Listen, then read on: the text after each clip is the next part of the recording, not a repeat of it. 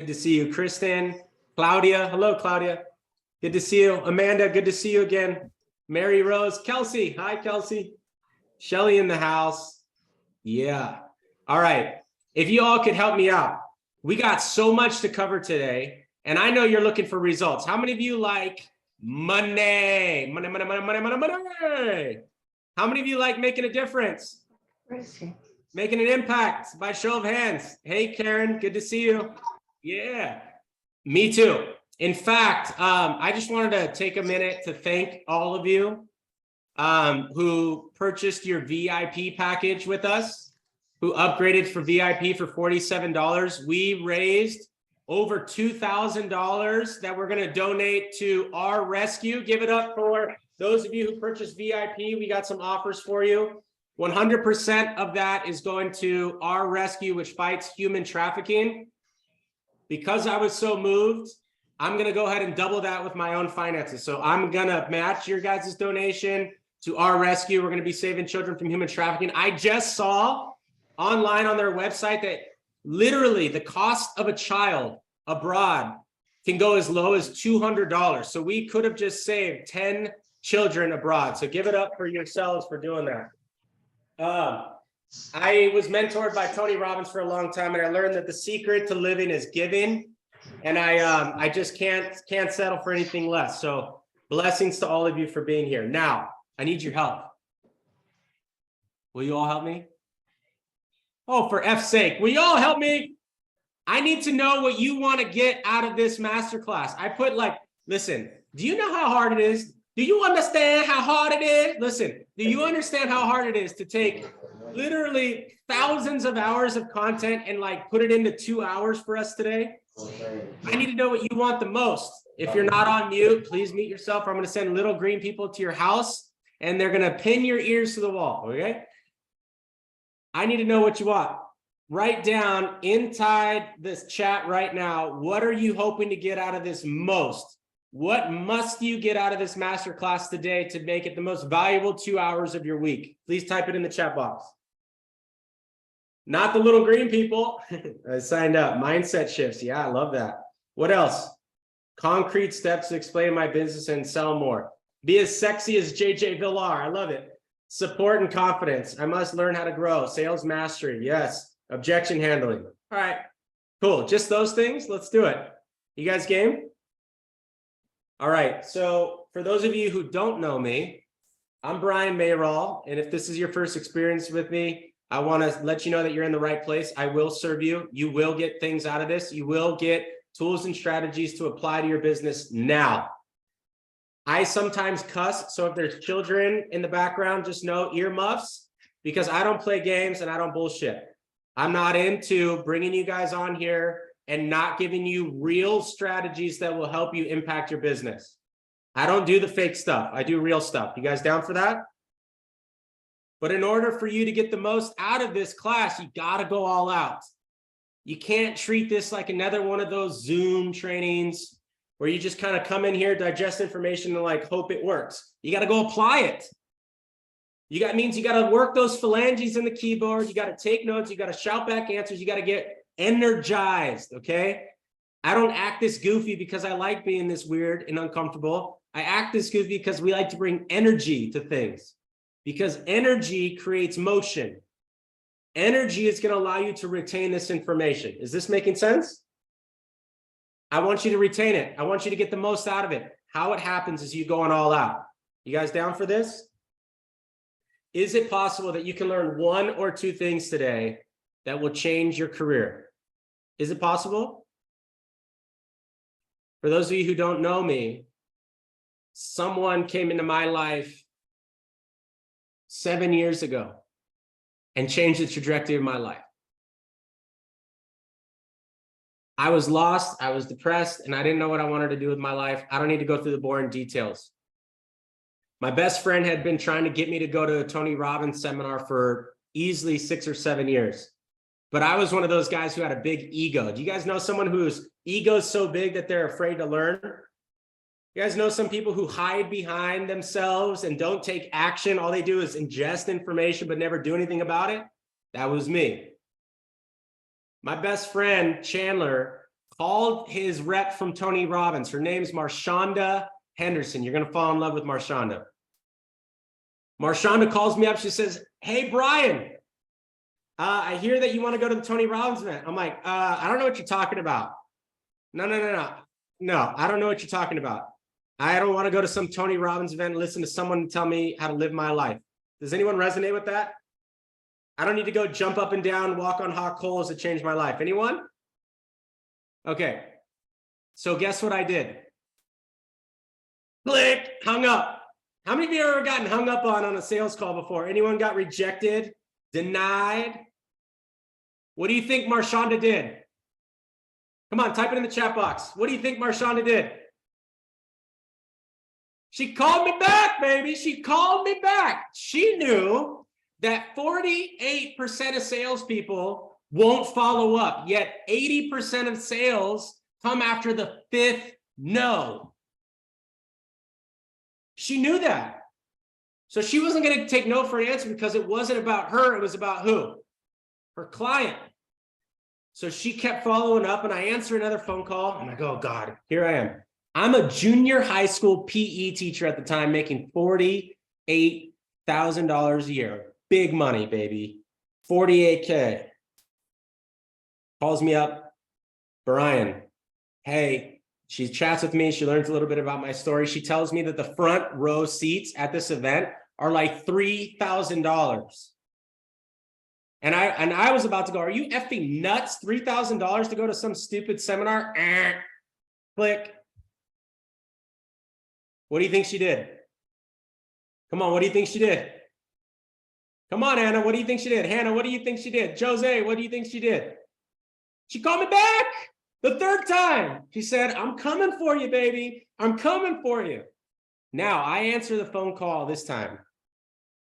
I am at recess. Okay, I'm at recess, like watching kids trip each other and like throw bubble gum at each other. Okay, and she calls me up. She's like, Brian, I'm so sorry. The event is sold out. I know this would have been a great event for you, but maybe you can go the next time.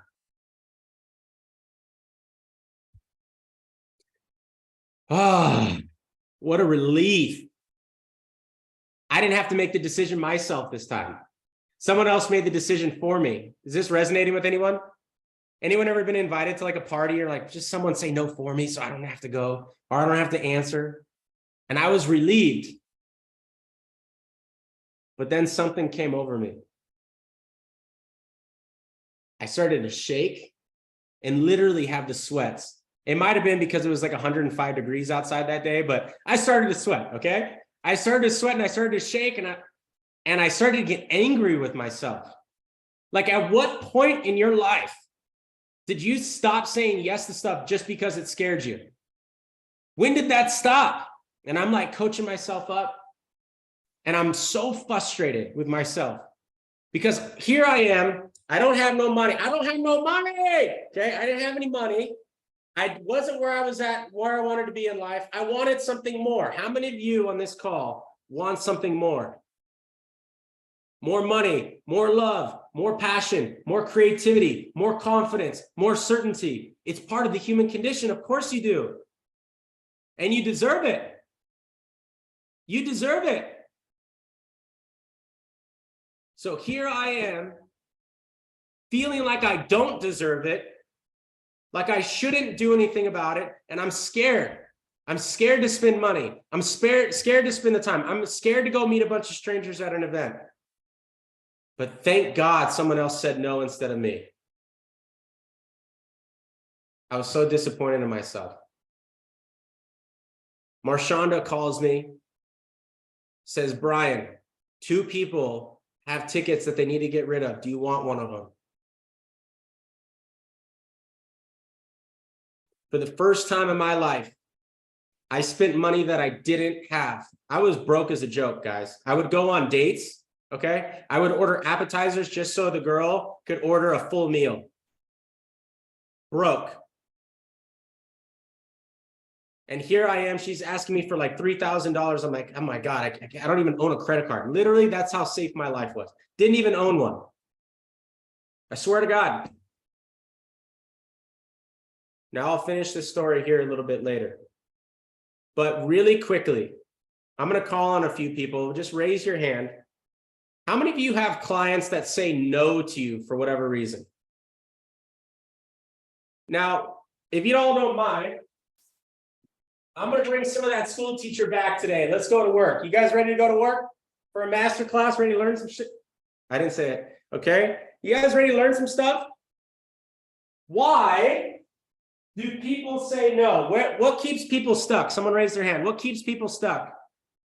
Why was I saying no? Come on, who's got a hand raised? Don't be shy. Okay, Andy, why was I stuck? Fear. Someone unmute Andy. I did. Fear. Oh, there you go.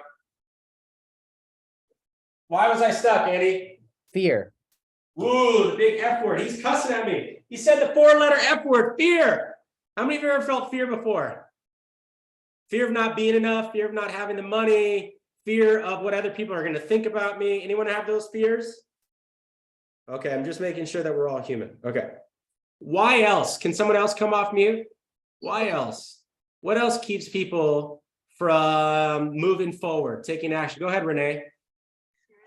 Money, not having enough money. Sure, I don't have the money. What else? I would say being tired, having no energy. That's one of my problems. Yeah, energy. Okay. Okay, low energy. What else? Lack of knowledge, ignorance. Ignorance? No time. No time. I don't have the time. Ignorance. Okay. How about limiting beliefs? Yes, the imposter syndrome. Cool. All right. I got enough answers. Thank you for all of those. Give it up for the people who participated. Are all these things true? Do people not have the time? Do people not have the money? Do they not have the energy? Do they not have the support? Do they not believe in themselves? Are they fearful? Are all these things true? Yeah, they were true for me. I'll tell you that much. I didn't have any money in the bank account. I'll tell you, I didn't have 3K in the bank account. I didn't have 3K in the bank account. But she got me to go anyways. Here I am making $48,000 a year. I'm scared out of my effing mind, guys. I got to that parking lot of the Tony Robbins Center. I sat in my car for 2.5 hours because I was too afraid to go in.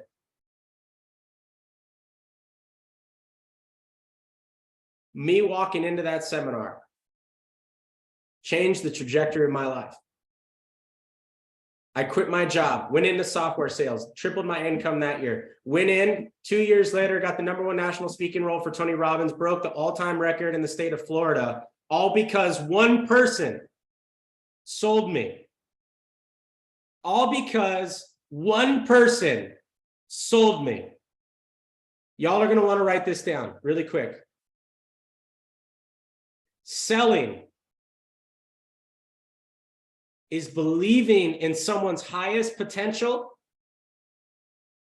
and not their current circumstances. Let me say that again. Selling or influence is believing in someone's highest potential and not their current circumstances. If you'd like a shorter version, selling is healing. Y'all, selling is healing. Do you know people who don't have legs who run marathons?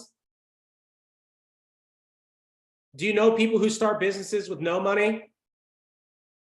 Do you know women who have accomplished more than anyone in history because they didn't listen to the opinions of others? Let me name one for you. Oprah. Oprah goes in, director after director, producer after producer says, you're the wrong color, you're the wrong size, you don't talk the way that everyone will want, you're not marketable. Guess what? She's living out of her car. You think if she listened to everyone else, we would have one of the most prolific human beings on planet Earth today? Selling is believing in someone's highest potential and not their current circumstances. But what gets in the way? It's that easy, Brian. Then why do people keep saying no to me? Why do people keep saying no? How many of you got big fat no's this week from either your customers, your clients, or prospects? Yeah, okay, good. Good on you. At least you're asking. All right. Listen to me. Please. Please. We all had things. Now, at that same time in my life, did I want something? Like when Marshonda was trying to get me to pay $3,000 to go to a Tony Robbins Center, did I want something in my life? Millie Adams, do you mind coming off mute? Oh no, I'm sorry. Millie Adams, what are some things that I wanted, do you think? Probably some freedom. Ooh, she said freedom. By the way, by show of hands, how many of you want some freedom? For those of you who aren't raising your hands, either you don't have hands or you are a little bit afraid of winning, okay? How many of you want more freedom? Okay, good. What else did I want? How about Deanna C. Diaz?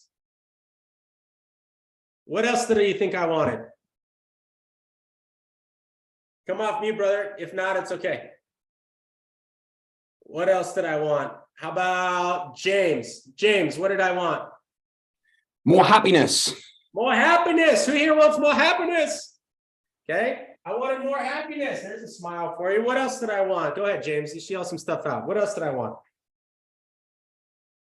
More prosperity, more freedom. We said freedom, more flexibility.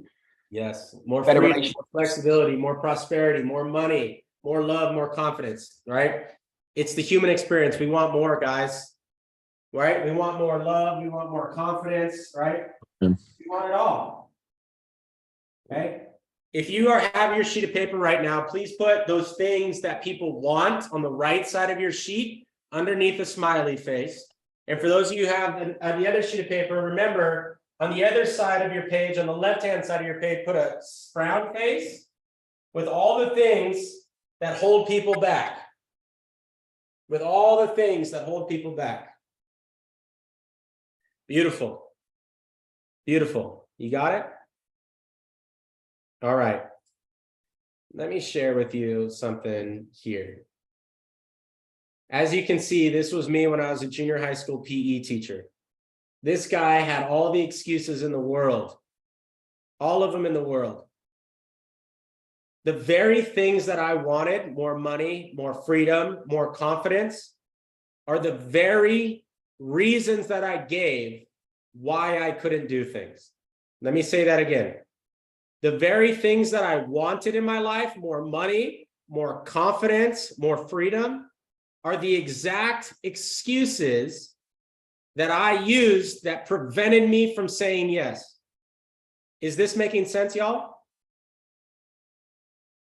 As soon as I was willing to invest those things, even though I didn't have them, these types of things started showing up in my life. I was able to accomplish awesome stuff that I never thought possible, all because of making the decision to meet myself, making the decision to do the things that I felt were holding me back. Is this making sense? I want you all, I'm going to go off the path a little bit today, but I want you to meet yourself today. Everyone okay with me going off script for a second? I feel like this group needs it. Yep. I want you to write down an acronym. MEEET.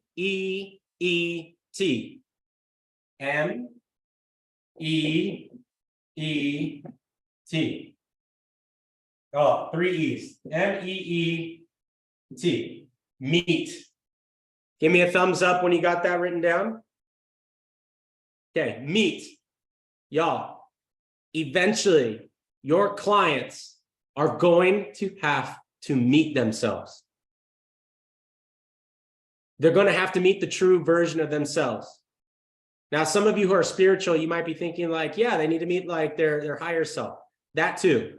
And they also have to meet themselves. Eventually, guys, they're going to have to progress their life. Now, listen, please hear me. The law of progression states, in order for someone to go up in some area of their life, they must first be willing to invest a part of them. Let me say this again.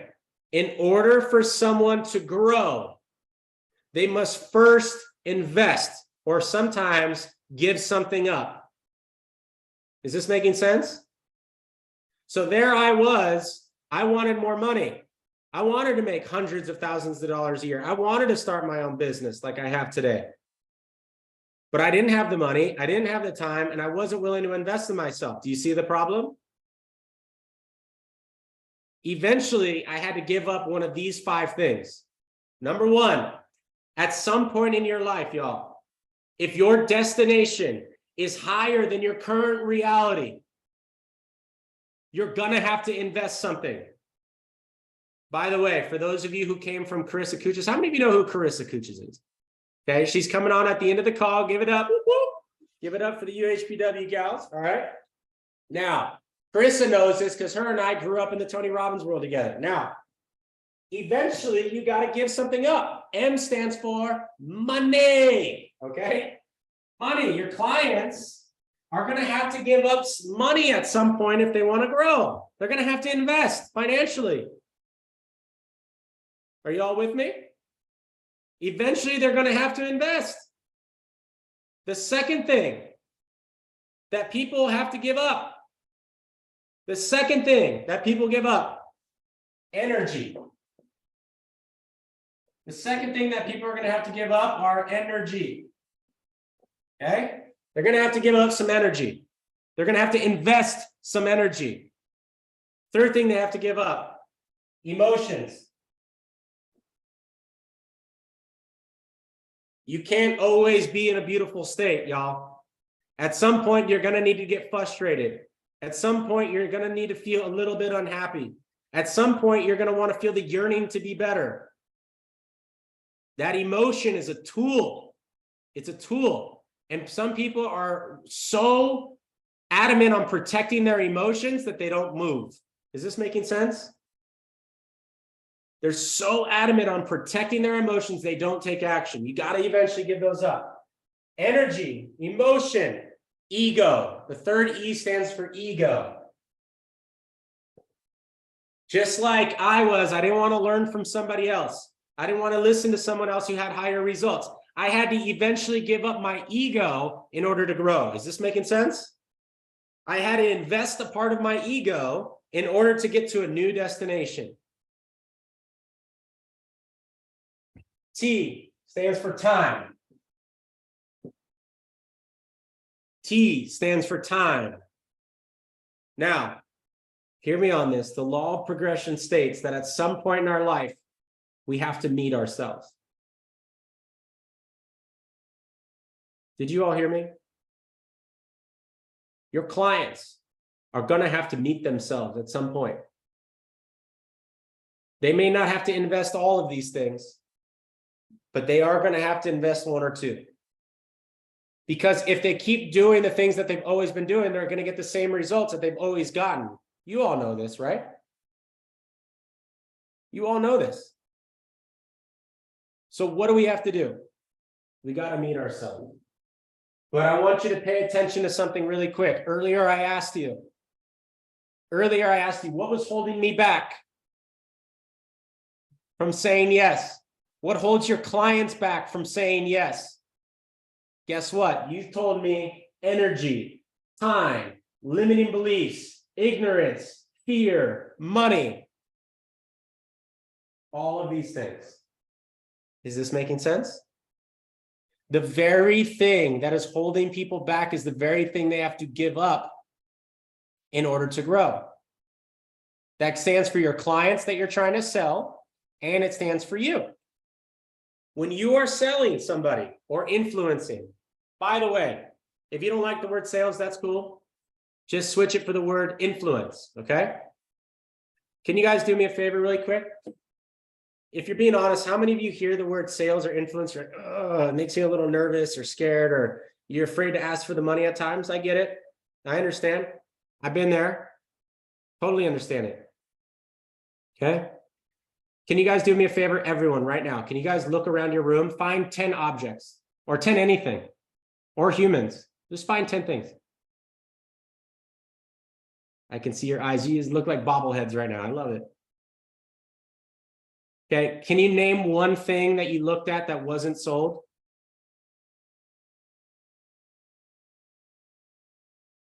Don't look at your husband or your wife or your girlfriend. You had to sell them too. You know it. Okay. Before they found out that you snore at night, you told them the dream, baby. You told them that you are perfect. You don't have flaws. You don't even snore when you sleep. Sometimes you don't even drool, right? You had to sell them. Everything is influence.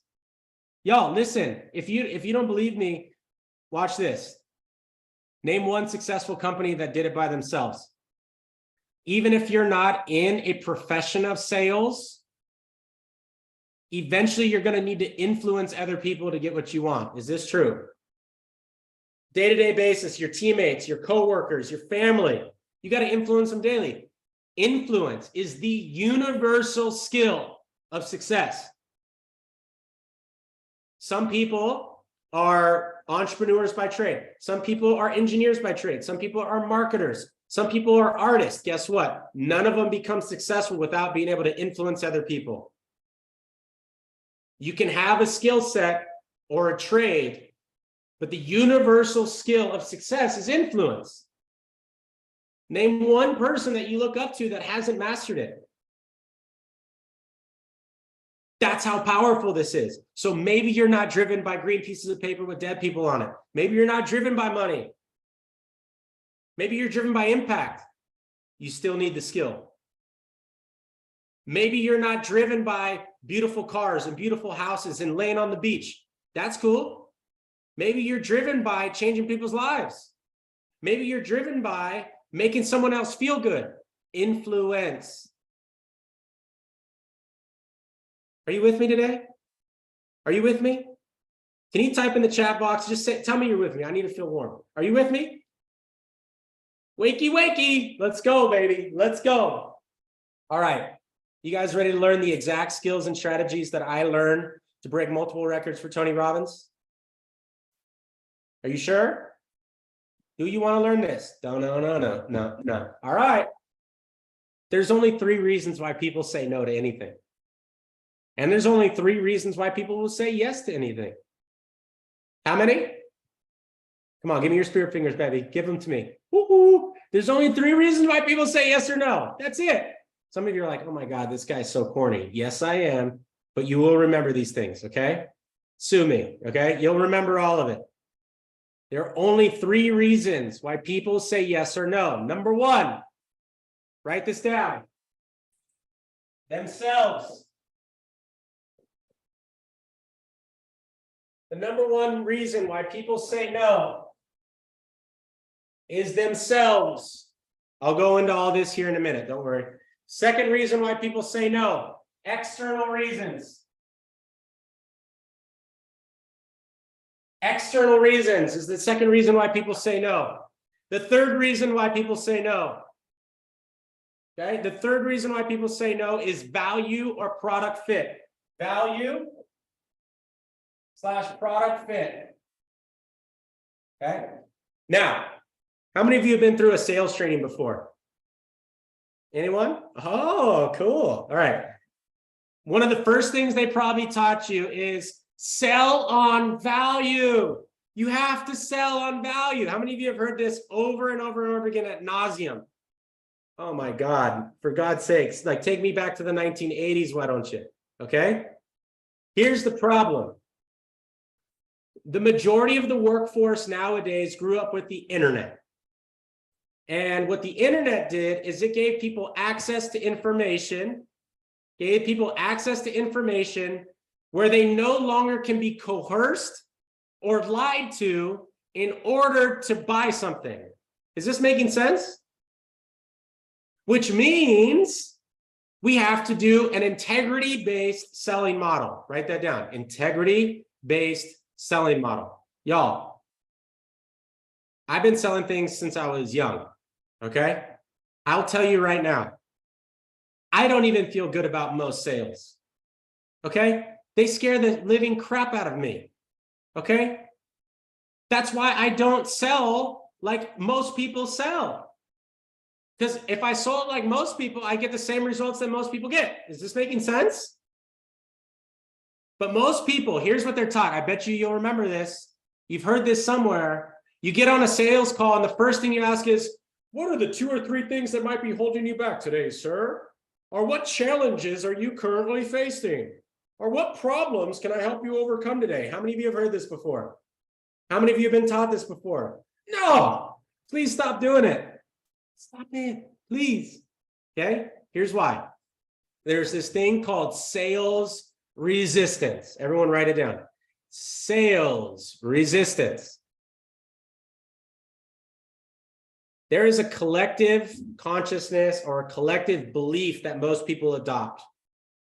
And in the United States today and around the world, doesn't matter where you're from, people are so tired of products and services being shoved down their throat that anytime they get an inkling that someone doesn't have integrity or is using slimy sales techniques, guess what they do?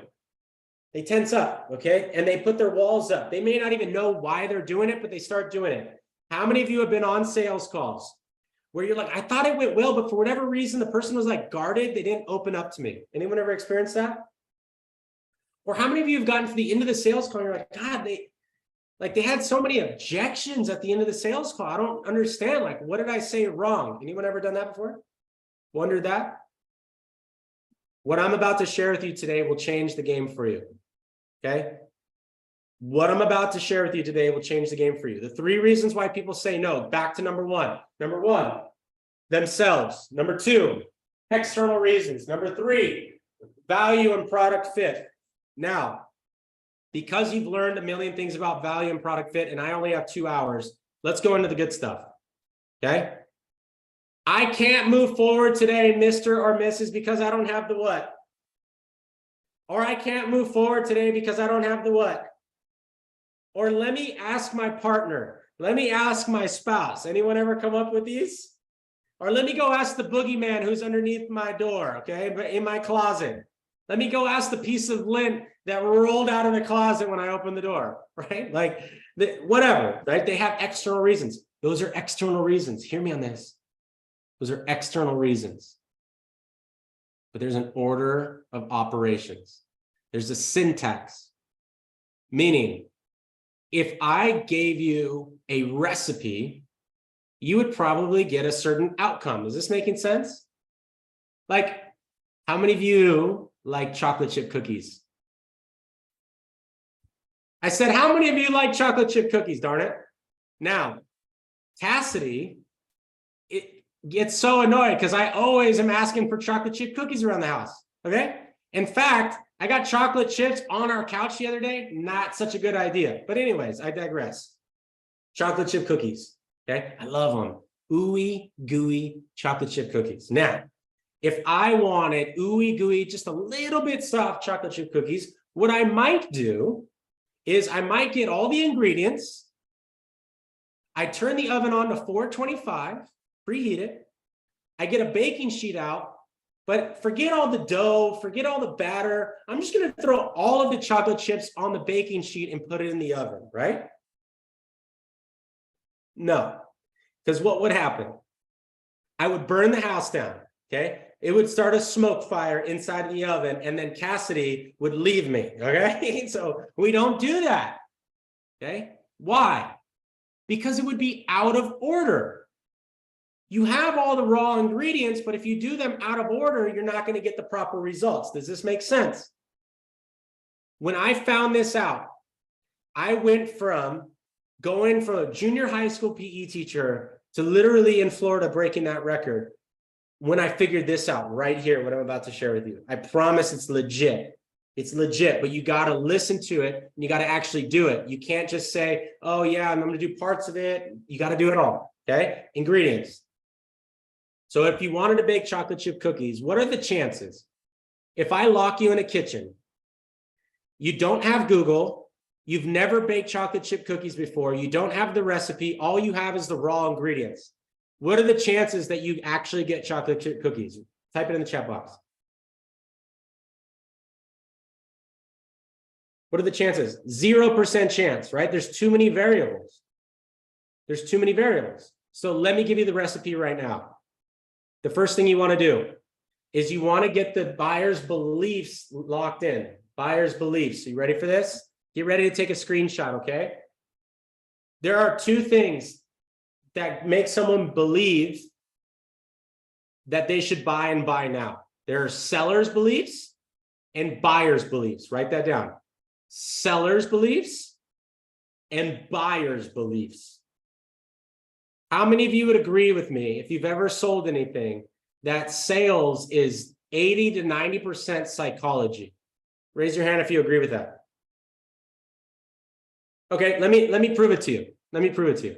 How many of you have ever gone to Nordstrom's? Anyone like to shop at Nordstrom's, or like a store that you like to go to? Okay, for those of you who are abroad, maybe just like some store that you like to go get your pants and clothes. Okay. Have you ever walked into Nordstrom and the person who's there helping you says all of the right things? Like, hello, sir, or hello, ma'am, would you like to share a pair of shoes today? And blah, blah, blah. And they're doing the whole song and dance, right? They say all of the right things, but for whatever reason, you're just kind of like grossed out. And you're just like, I came in here for shoes, but I'm over it. I'll come back next week. Anyone ever had that happen? Likewise, do you know someone when you walked into like one of these department stores and you walk in and the person literally is like your crazy uncle who says all the wrong things, okay? They say all the wrong things, but it feels so right. Do you guys know some people like this? Like they say all the wrong things, but they just make you like feel good. And before you know it, you walk out with 2 pairs of shoes, a belt, and a cowboy hat, even though you don't look good in cowboy hats. Is it true? I live in Texas, so I bought a cowboy hat. Sue me, okay? Why? Yeehaw! Because they made you feel good. Now, can I get your buy-in by show of hands? How many of you would agree that sales or selling is at least 80 to 90% psychology by show of hands? I don't see all the hands. I just want to make sure we're all in agreement. Okay, I agree with you. I really agree with you. You can say all the wrong things and still get the right answers. Okay, now I'm going to teach you exactly what to say. But first, we got to deal with 2 things: buyer psychology, seller psychology. There are beliefs that you need to adopt and that you need your clients to adopt. Take a screenshot here. Ready? 3, 2, 1. Here are what we call the seller's beliefs. Okay? Before you get on that sales call, you need to know that what I have to sell is massively valuable. Everyone put an arm up, say massively valuable. There you go. That I am the best person to solve this problem, to provide this solution. Do it with me. I am the best person to provide this solution. Now is the best time for this person to buy. Now is the best time for this person to buy. Hear me on this. There is always a way to a yes. There is always a way to a yes. If you can't find the way and there seems to be no answers, do you know people who are so scrappy and have found a way to break through despite all the circumstances and conditions they've grown up with? You know some people like this? Do you know some people who have started companies, thousands of dollars in debt, but because they keep meeting themselves and they keep meeting themselves and they keep meeting themselves, they're some of the most successful people that you know today? Do you know some people like this? Selling is healing. Selling is healing, guys. It heals. You can't heal somebody without selling them. You can't serve somebody without getting an exchange of value. Forget money. I'm going to take a pause here for a second. I need all eyes up real quick. Please. Sit up straight if you can. Take some deep breaths.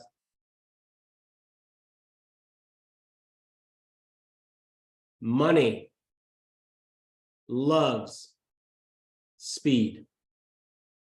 Money loves speed. If money sits, money dies. If currency sits, currency dies. Hear me on this. When you go take out, let's just say you want to get a house or a mortgage, okay? And you go get a loan and you put $100,000 down or $10,000 down to buy something, okay? Let's just say that for whatever reason, you get a big fat paycheck and you put $10,000 in a bank account or 10,000 euros in a bank account. That money's not sitting there, is it?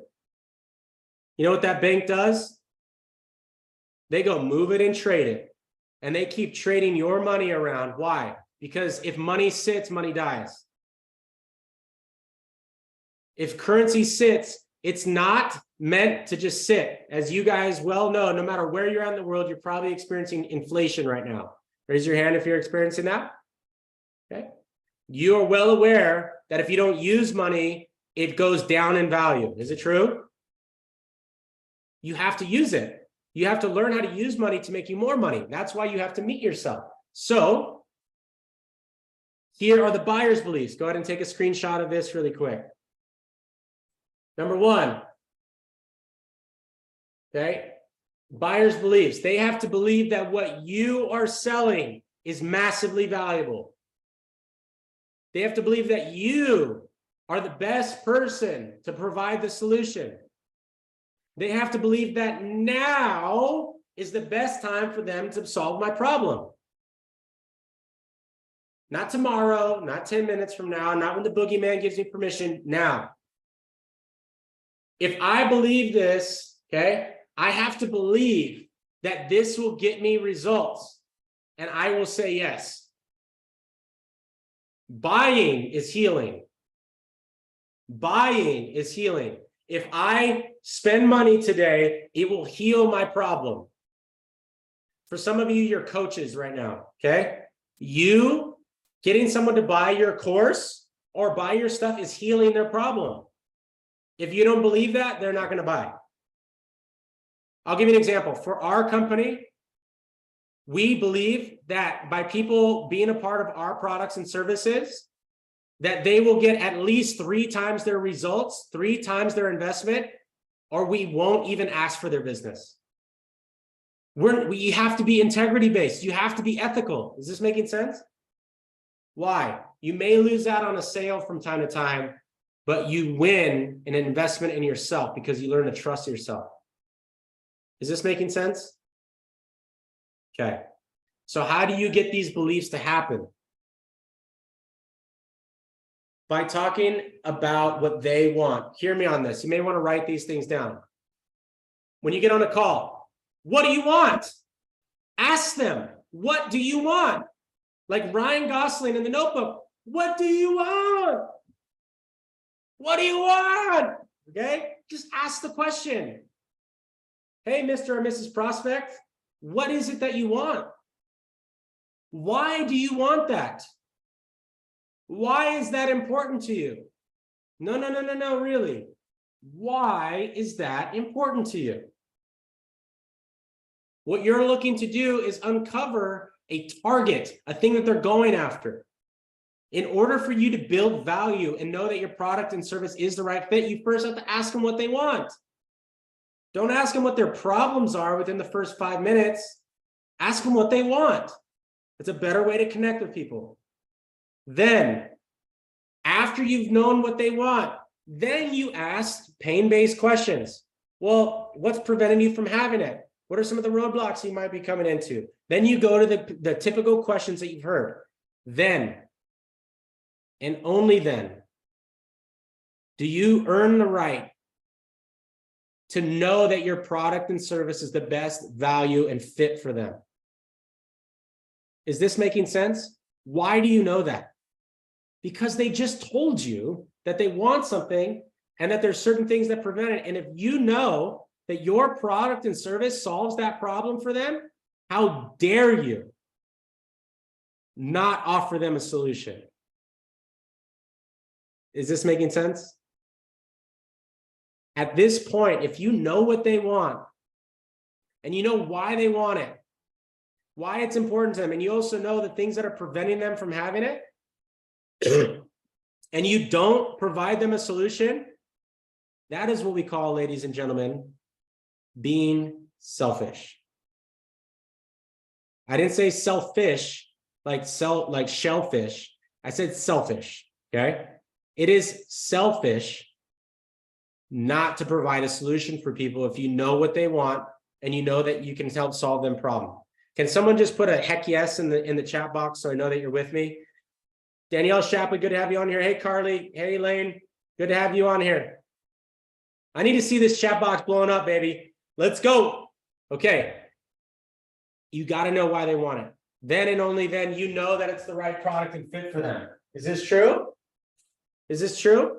Then inevitably, they're going to come up with reasons why they can't, right? And there are real life circumstances. Like, I don't have the money. I don't have the time. I need to ask support from my spouse. Okay? What we want to do when those objections come up is you want to align with the prospect. Everyone say align on 3. 1, 2, 3. Align. You want to align with the prospect. You never want to make the prospect wrong because they're not for where they're at in their life. I can appreciate why you feel that way. Write that down. Hey, Mr. or Miss, I just don't have the time. I can appreciate why you would feel that way. If you argue with your clients, you lost. If you argue with your clients, you lose. Even if you win the argument, you lose. No one, raise your hand if you like being proven wrong. I didn't think so. Okay? Nobody likes being proven wrong. So don't try and win arguments on sales calls. Find things to appreciate from their circumstances. Is this making sense? Okay. Then you want to distinguish, is this something that's a big deal or a small deal? If someone says, I don't have the money, what you want to do is say, I can appreciate that. Is this like a situation where like literally my bank account is 0, or I'd have to move some things around like in my savings account or my 401k or something like that in order to make this happen? What I'm distinguishing is this an immovable object, or is this movable, a boulder or a pebble? Is this making sense? I need to uncover, is this a big situation or a smaller situation? Then I want to shift focus back to what they want. Remind me, right now you're making $25,000 and you want to make $75,000 next year? Yes. Well, why do you want that? I want to take care of my family. What's preventing you from getting it? I don't know the right skill set yet. So at some point, you're going to have to meet yourself. Money, energy, ego, emotions, or time. Making sense? You shift their focus back to what they want. Define the probable and solvable terms. So all we need to do is figure out how to get the resources. Once we get the resources, we can get you in the program, and then you'll be able to get to double your income. Is that what I'm hearing you say? Do you see how I define the problem in solvable terms? Are you guys seeing this? Money is liquid. Just because it's not in your bank account doesn't mean it doesn't exist. It means there's a resource to go find it. Is this making sense? Then, once you've gotten over the external reasons why people say no, eventually it's going to come down to themselves. Themselves meaning they don't believe that they're capable of accomplishing results. They've tried a program in the past and it didn't work for them. They don't believe that they don't have enough confidence, or they've been burned in the past. Anyone experience this? Like I would do that, but I joined a program that had nothing to do with yours like 10 years ago. And because of that, I can't move forward with this one. Is this making sense? They're protecting their ego. They're protecting their safety and security. Get ready to take a screenshot.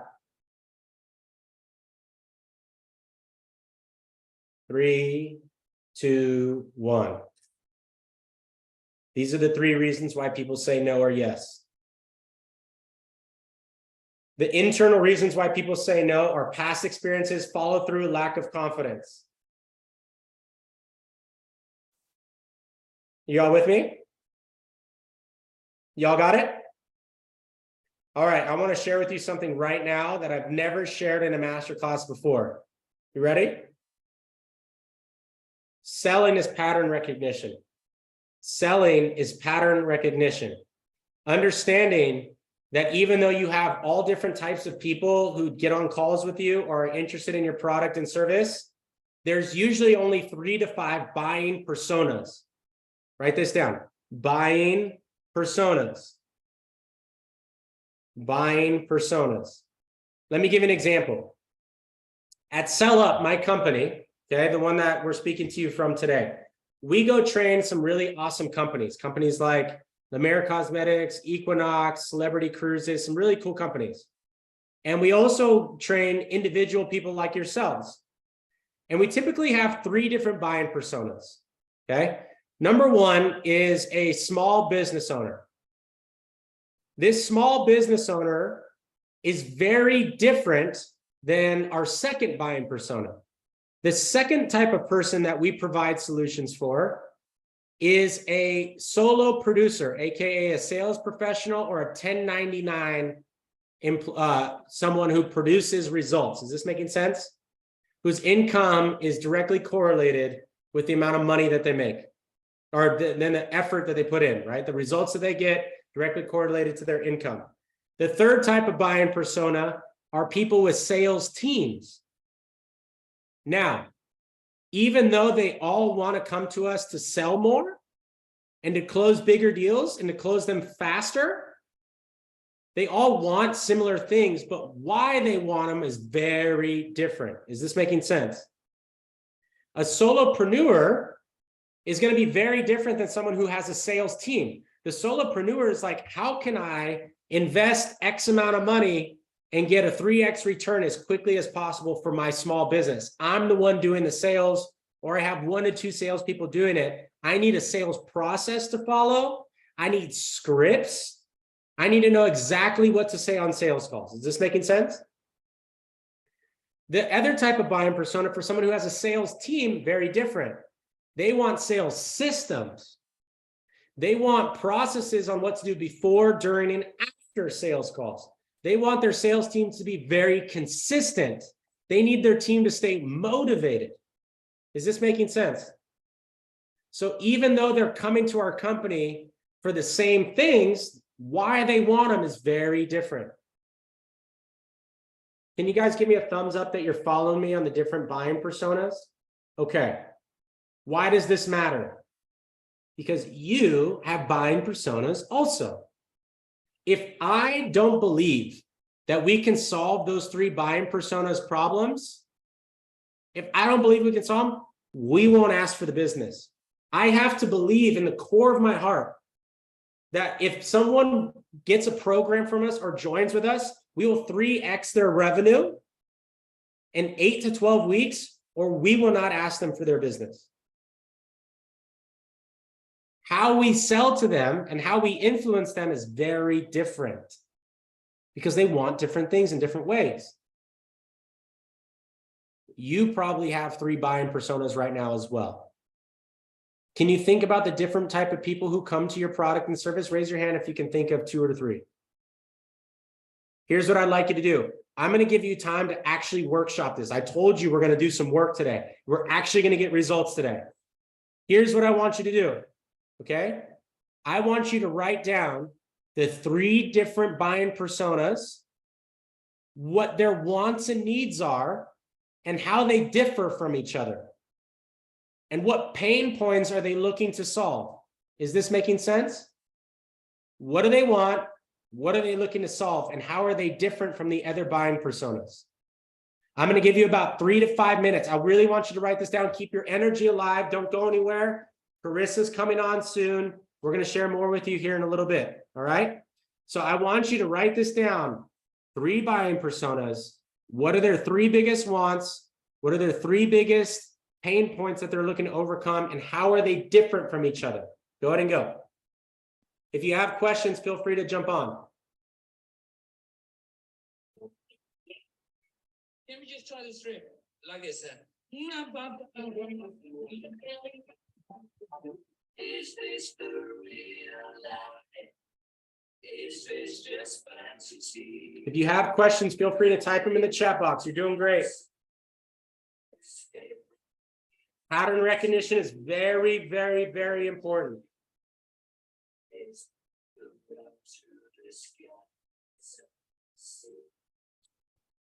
Hey, JJ, what do the different buying personas want? What are their needs? What are the 3 pain points that each buying persona has? And how are the pain points different between the different types of people that you sell?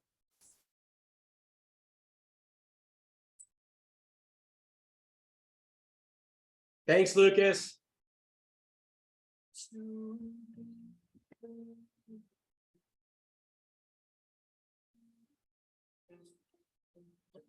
You're doing great.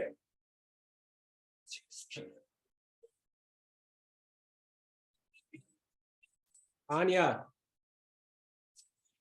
can you write down in the chat box, who do you typically sell to? Who do you typically influence?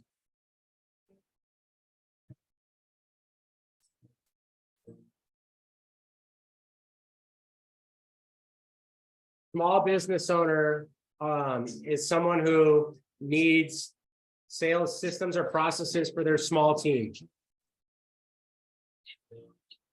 Anna, what are you selling?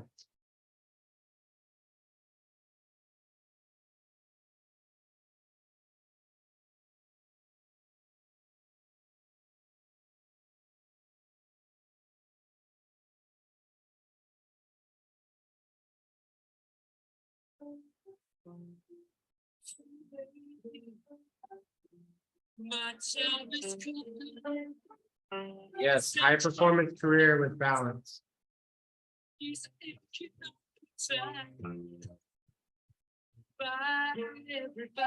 You're doing great. Good job, Evelyn.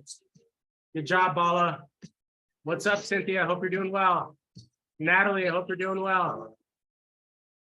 Patrick, good stuff. Patricia, good to see you.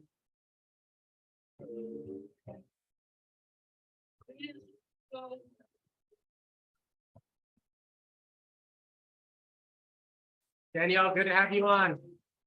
Hey, Bay, good to see you. What's up, Derek? What's up, Kristen Ladas? What's up? Tammy, hey. Bernhard, good to see you. Nemo, good to see you. Deanne, good to see you. Jackson, Steve, what's up? Anthony. Kylie, what's up? Brad, what's shaking, bacon? Anna, good to see you. Wow, such beautiful human beings on this call. Alex, good to have you on.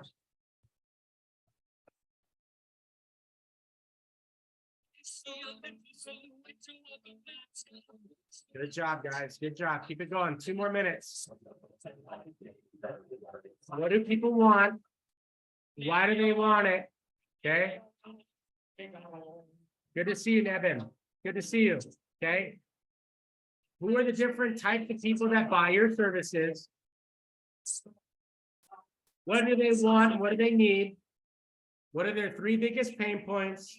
And what are the differences between each one of those groups of people?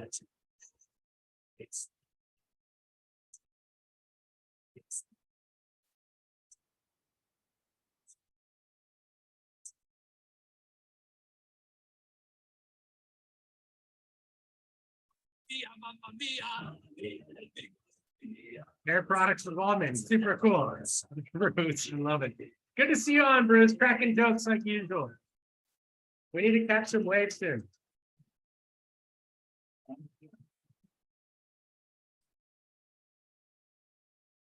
If you're not toe tapping right now, I don't know if you're human.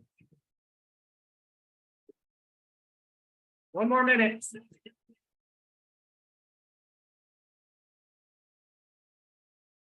Michael, good to have you on here, Michael. What's up, Linda? Hey, Hallie.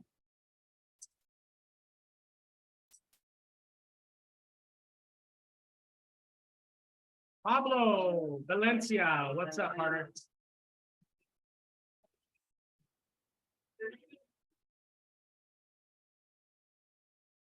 Lena Miller, what's up? Sierra, good to see you. Hey, Katie. Mateo, what's up? Chloe, good to see you on. Stephanie, hi.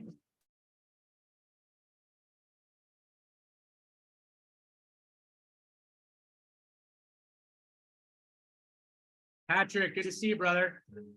Patrick, I may call you off mute here in a little bit. We'll role play together.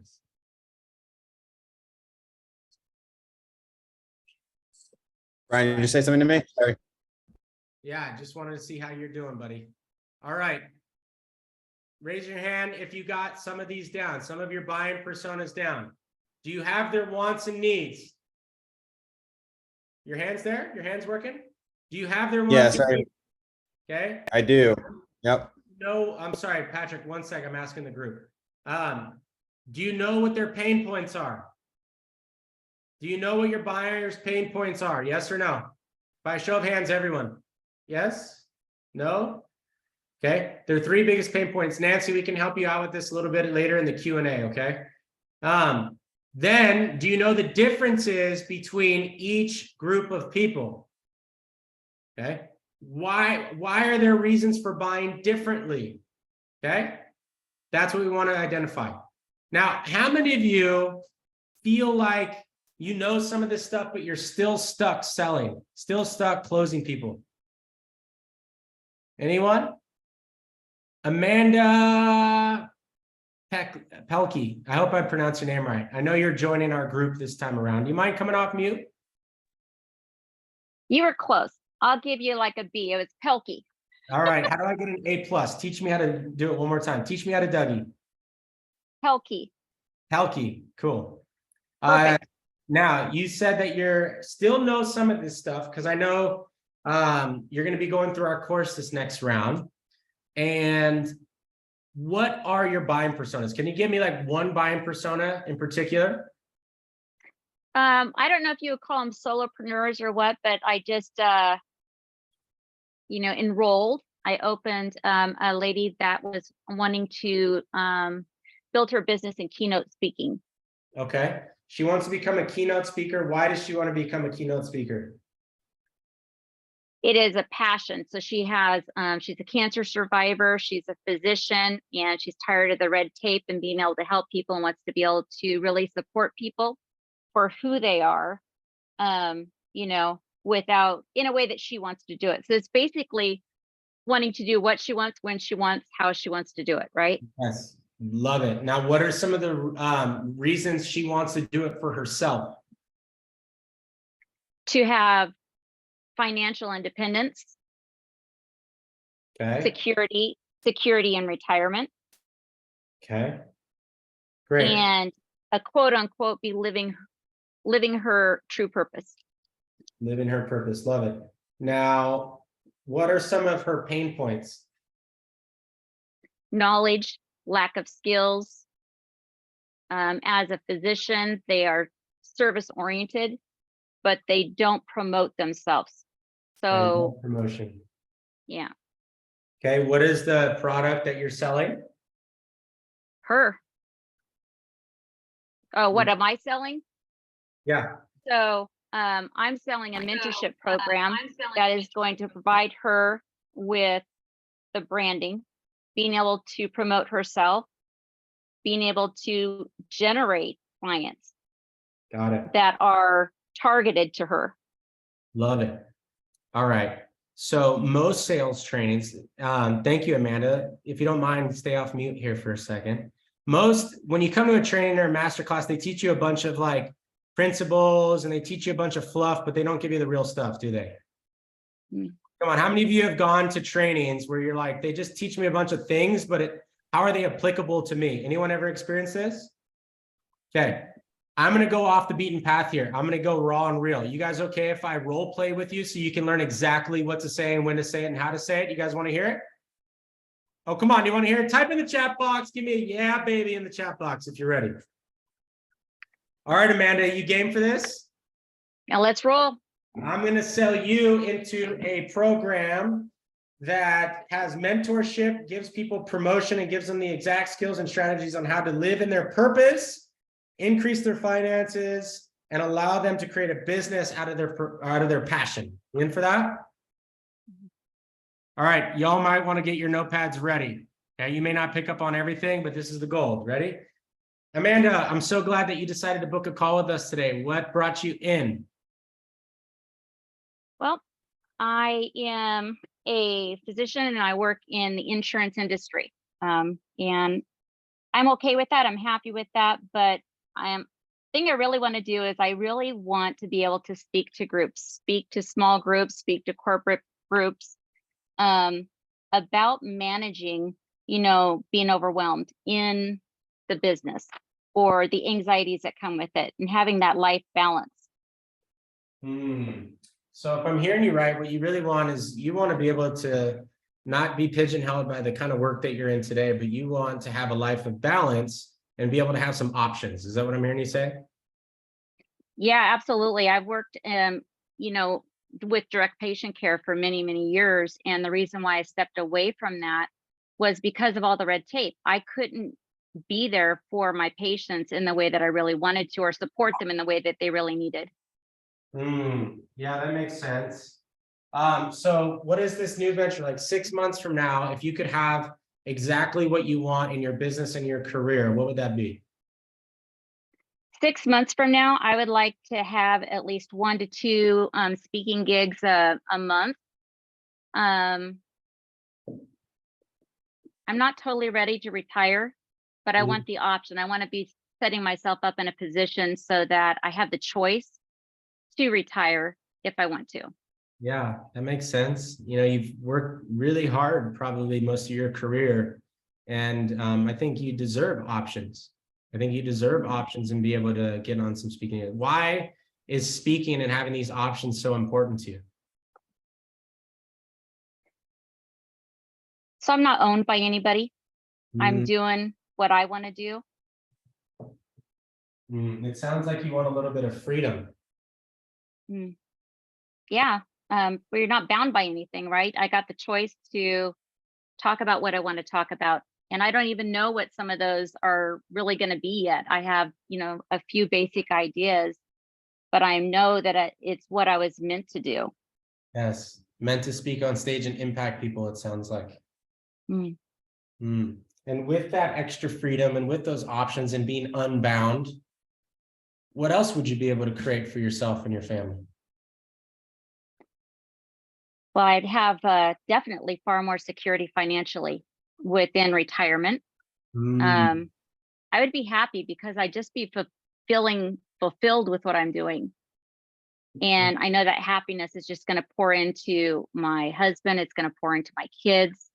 And that confidence will definitely be there as well. Wow. Okay. So if you don't mind, I just want to make sure that I wrote everything down here because I was taking some notes during our call. It sounds like you really want options to be able to do what you want when you want. You want to get some speaking gigs because you want to live in your purpose. You want to be fulfilled by the work that you do. And by being fulfilled and having more options, you're not going to be bound up by all this insurance and things that you have been doing, which will allow you to live more of a happy life. And, what you really want is happiness for yourself and for your family to show up as your full self. Is that what I'm hearing you say? Yeah, 100%. How long has that been something that you've wanted? Well, I've been adjusting, my career for quite a while. Stepping away from direct patient care. I thought I would get a little bit more of that when I went in with the insurance. But it wasn't really until 3 years ago when I was diagnosed with breast cancer that I knew that I had that time. I was pulled away, and was able to get focus and clarity because I wasn't so busy. And at that time, it became really clear to me that this is what I needed to focus on. This is what I needed to do. Yeah, it sounds right. And first and foremost, my thoughts and prayers are with you for your diagnosis. You sound like the kind of woman who's really strong and is turning something that most people would retreat from and would slow down from, and you're using it as a wake-up call to continue to live in your purpose in life. So I think that's beautiful of you. Well, thank you. I just feel I have a story to share. I agree that you do have a story to share, and I want to help you share it. I want to help you get on stages, and I want to make sure that you're able to live the happy life and purpose-driven life that you were talking about. Now, if you don't mind me asking, what's prevented you in the last 3 years from being able to get on more stages, and it's prevented you from living in your purpose more? Well, with my other job, I was talking in groups all the time for the company. And I was like, why am I not talking for myself?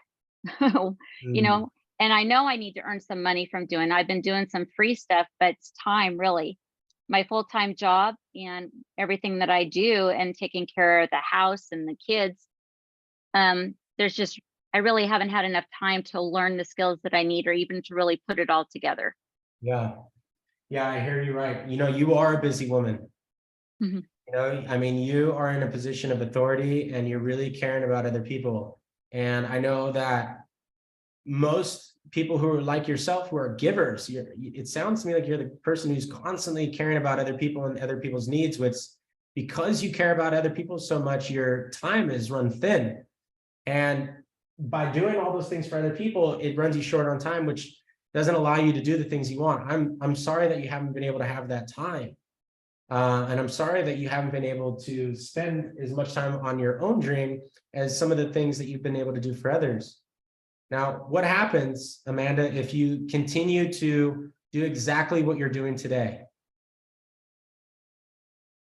I will still be doing free speaking events just Mm. for a few people here or there. And Mhm. I won't get the skills that I need because that's really the time and the skills are the two things that are really just kind of stopping me because I really don't know how to put it together. Yeah, I hear you. And I agree with you. It sounds like we got to do something here, right? And I would hate to see you devalue yourself and continue to do free events when I know just by the woman that I'm hearing on the other side of this phone who has been a physician and has poured into other people her whole life and then got diagnosed and is still battling forward. I think you got a message that's worth hearing, but not just for free. You're worth more than that. Would you agree? Absolutely. You can't make a living, right? Or you can't have those things that you want in the end if I'm not asking for some money in return. I do love speaking to people, and if it needs to be free, that's great. But I also got to take care of myself and my family. Yeah, I do agree that you should take care of yourself and your family, and your family deserves the happy version of you. Your family deserves the purpose-driven part of you. And I know you know that, or you wouldn't have been on this call today. If you continue to do what you're doing today, you know that nothing will change. So are you okay with staying in the same position that you're in today? I mean, financially, we would be okay. But I wouldn't be living my purpose. I wouldn't be doing what I feel strongly that I was meant to do. So no, I'm not okay with that. Well, I appreciate you saying that. And that's why we created this program, is to support people like you. And I'm not okay with you being just okay, because you're not an okay woman. You're an outstanding woman who deserves to live in your purpose. And that's exactly why we created this program, so that you can live in your purpose fully. Now, if it were possible for you to, in the next 6 months, create a full-time income from doing these speaking careers because you had the exact skills and strategies to learn how to promote yourself, to charge what you're capable of charging, and to live in your purpose, would that be something that you might be interested in? Yeah, but I got to be honest with you. I am really, really concerned about jumping into something and getting overwhelmed with the time. I couldn't agree with you more. Right now, we only work with people who are super busy, and I understand your concerns, right? At the end of the day, I mean, you're doing so much. You're caring about other people in your family. You're investing in all these different things, and you want to make sure that if there was something that you did jump into, it wasn't taken away from the core of who you are. Is that what I'm hearing you say? Yeah. Would you be opposed to learning ways that you can get out of the current process of working really hard, spending time, and becoming thin with your time? Would you be opposed to finding a solution to that? No, I wouldn't be opposed to that. In fact, I would welcome having, more organization and structure, so that I had more time. Yes, I agree with you. That's what our program does, is it gives you the exact skills and structure. Yes, you are going to have to invest some time. Don't get it wrong. This isn't like I wave a magic wand program and it's all going to be sorted out. I also know that if you invest this time, what this will eventually give you is more time, the exact time that you're looking for. Are you willing to invest a little bit of time up front to eventually have some of these things that you wanted, which are options, freedom, which is a little bit more security in this new role, and being able to do what you want so that you're happy? Would you be able to invest just a little bit of time up front in order to eventually have these things that you want? Yeah, I could probably see myself doing, maybe 5 to 8 hours a week right now. Great, great. And if we could get you these results with additional 5 to 8 hours a week, this would be something that would be worth it for you? Yeah, because I would have the choice then, within the next couple of years if I wanted to step out of the insurance. I am concerned on scheduling. What if all of a sudden I step into this and I start promoting myself? Am I going to get too many speaking opportunities and not be able to find that balance, between? Oh, sorry, keep going, Amanda. I'm just teaching the group. To find that balance between my work, right, and what I'm trying to build. Yes, I hear you. Well, fear of success and fear of having too many gigs is a valid fear. And let me ask you a question. Right now in your current role, do you currently have any problems or any things that you come up with on a daily basis that cause resistance internally? Meaning like pigeonholed or not being able to live in your purpose? Does that ever bother you? The time, yeah, because I'm committed to a certain amount of time, and certain hours, certain days of the week. I hear you. Do I have permission to give you some feedback? Would that be okay? Sure. One of the things that I learned early on after going through this program that I'm sharing with you today is that most people think that when they change their circumstances that they won't have problems. And in reality, part of the human condition is overcoming problems in our life. The question isn't, do I not have problems? It's which problems do I want to have? For example, someone who lives on a street corner has a problem that they're trying to figure out where their next dollar is coming from. Someone who's Warren Buffett has a problem of figuring out where his next $1 billion is going to come from. So it's not about not having problems, it's about having upgraded problems. Would you agree with that? Yeah, definitely.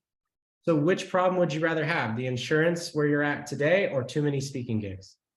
Too many speaking gigs because it's something I'm going to have fun doing. Yes. And that's exactly what you want, is fun and happiness, correct? Yes. All right. So we have two problems for you, or two solutions for you. We have two packages for you. We have package A and package B. Package A includes X, Y, and Z. Package B includes A, B, and C. Package A runs for about $10,000. Package B runs for $4,500. I really see you with the 5 to 8 hours that you can commit weekly to package A. The reason being is I think that time is of the essence here. And I know that time is something that you really want to make sure that you get back. And this is the perfect package for you. I think you can still get it done with package B, but if it was my recommendation, I would do package A because of what you're looking for. You already have a successful career and you're just looking to get some time back. Is that making sense? Yes, it is. And time is definitely very, very precious.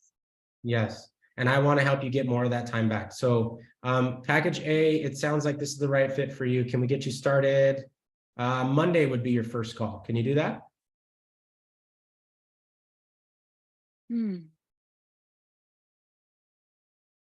Depend on what time it is. I could try to rearrange some things in the schedule or rearrange my break to make that happen.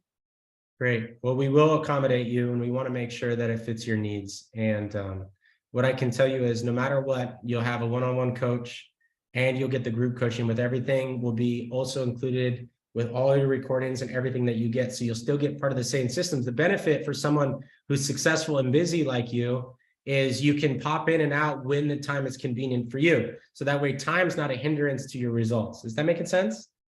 Yeah, so I can ask questions when I have the questions. Yep, you absolutely can. You get access to our coaches 24/7. Awesome. Awesome. Great. So I got your account pulled up right here.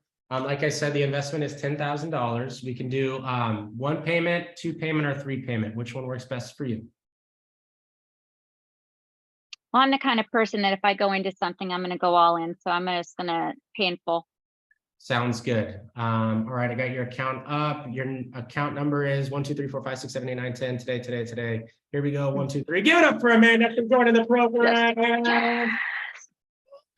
Okay, you all see how it works? Do you see how this works? Do you see how by asking these questions in an ethical way, in an integrity-based way, who cares about your client way, that no matter what circumstances come up, you are able to influence them in an ethical way. Are you with me? This is how you do it, guys. This is how you do it. Now, you're probably sitting there thinking like, how the heck am I gonna do this? Now, I would like you to do this really quick for me, okay? You're gonna write down this acronym. It's called MAD. MAD. Write it down. MAD. And I'm gonna ask you to put it vertically just like this. MAD. Give me a thumbs up when you got it.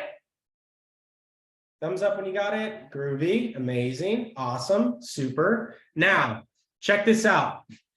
I want you to put, for M, I want you to put most. For A, I want you to put average. And then for D, I want you to put difference. Now, this is going to give you a reality of what sales can do for you. And so you can understand how not knowing certain skills is costing you money, opportunity cost. So check this out. For most, okay, I want you to write down the most that you think you can make financially in 2023 if everything went right, if you slayed it. Actually, forget that. I want you to write it down. What is the most amount of money you think you can make in a month right now? The most amount of money. Okay, when I was a school teacher, I was making about $5,000 per month.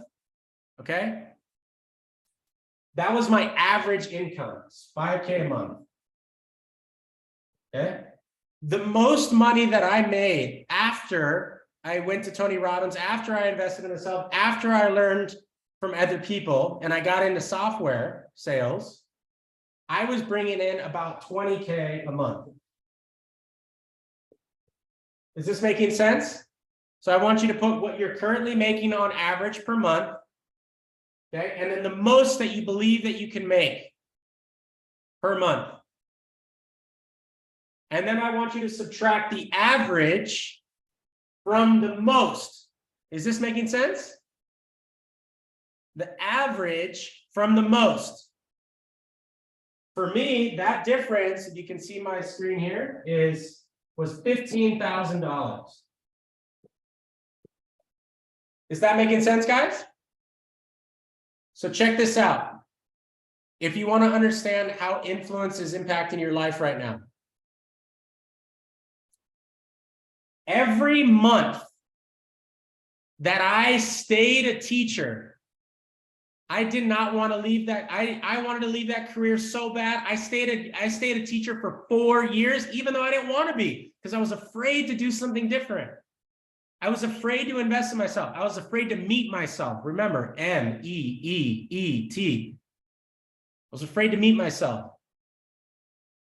Every month that I did not do something about it, I was missing out on $15,000 a month.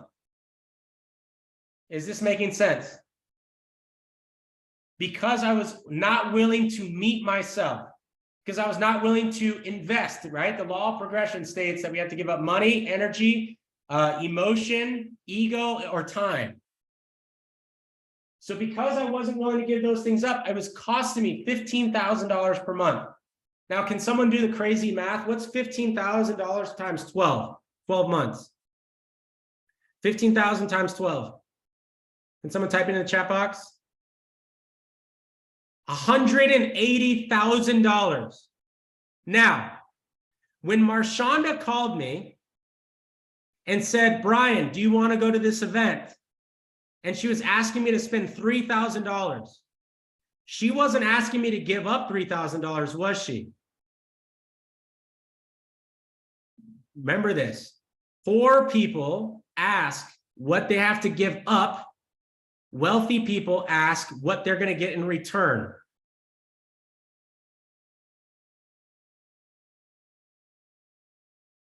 Marshonda was getting me to realize that by not taking action, I was losing out on $180K a year. Is this making sense, guys and gals? That even though I was terrified to give up something to meet myself, to pay the $3,000, I was terrified to do it. It was $3,000 in exchange for everything in return. Listen to this. It's not just $180K or $15,000 a month. It's every month for the rest of your life. For the rest of your life. Can I have a heart-to-heart with you for a second? Can I get your attention for a minute? And I want to talk to you from a place of love, okay? Sincere care. Most of the reasons why your clients are saying no to you is because you're not being the person you want them to be. If most of your clients are not willing to spend the X amount of money to join your product or join your service, it's because sometimes you're not willing to do it yourself. I wanted so bad to grow and expand in my life, but because I was terrified, because I've never done it before, I wasn't getting the results. Is this making sense, guys? Money loves speed. Money loves speed. It does not grow just sitting around. It grows by being moved. Y'all want to know MasterCard, Amex, Visa? Guess what? Every time a card swipes, they make money. Because they know that anytime money moves is the best time to make money. That's influence, guys. That's sales, ladies, gentlemen. That is sales. It's going to where the money transfers hands. It's exchange of value. You allowing someone else or letting someone else sit behind fear and doubt is preventing them from having the things that they want. Is this making sense? How many of you believe that you are capable of way more than what you're currently producing? I do too. There's a reason that you jumped on this call today. I don't know exactly what brought you. Some of you might have just popping on just for a little bit. Some of you might have popped on because you really need this right now. Some of you were just curious. Some of you, your friends were joining. Some of you came just because KK is coming on. That's cool too. Something brought you to this call. You don't join a masterclass learning about something without an internal belief in yourself. I know that you're capable of it. The question is, do you know that you're capable of it? Here's what I want you to write down. I want you to write down not the number figure, but the person you are capable and committed to becoming in 2023. Who is the person? Describe that person in 30 seconds or less. 3, 2, 1, go. Who is the person that you're committed to being?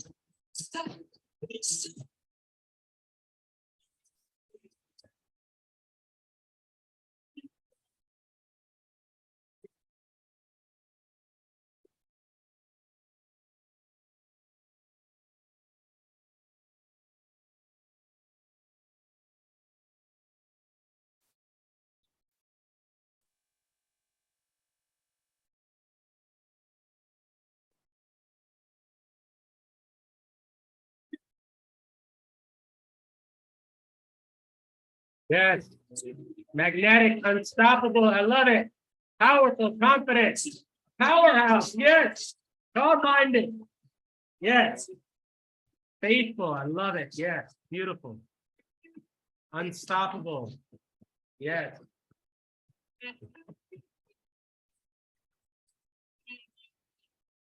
A boss babe. Yeah, you are. Yes. 30 seconds left. Who are you committed to becoming? A beast. I love it. Yeah, you are. A bold, badass leader. Filled.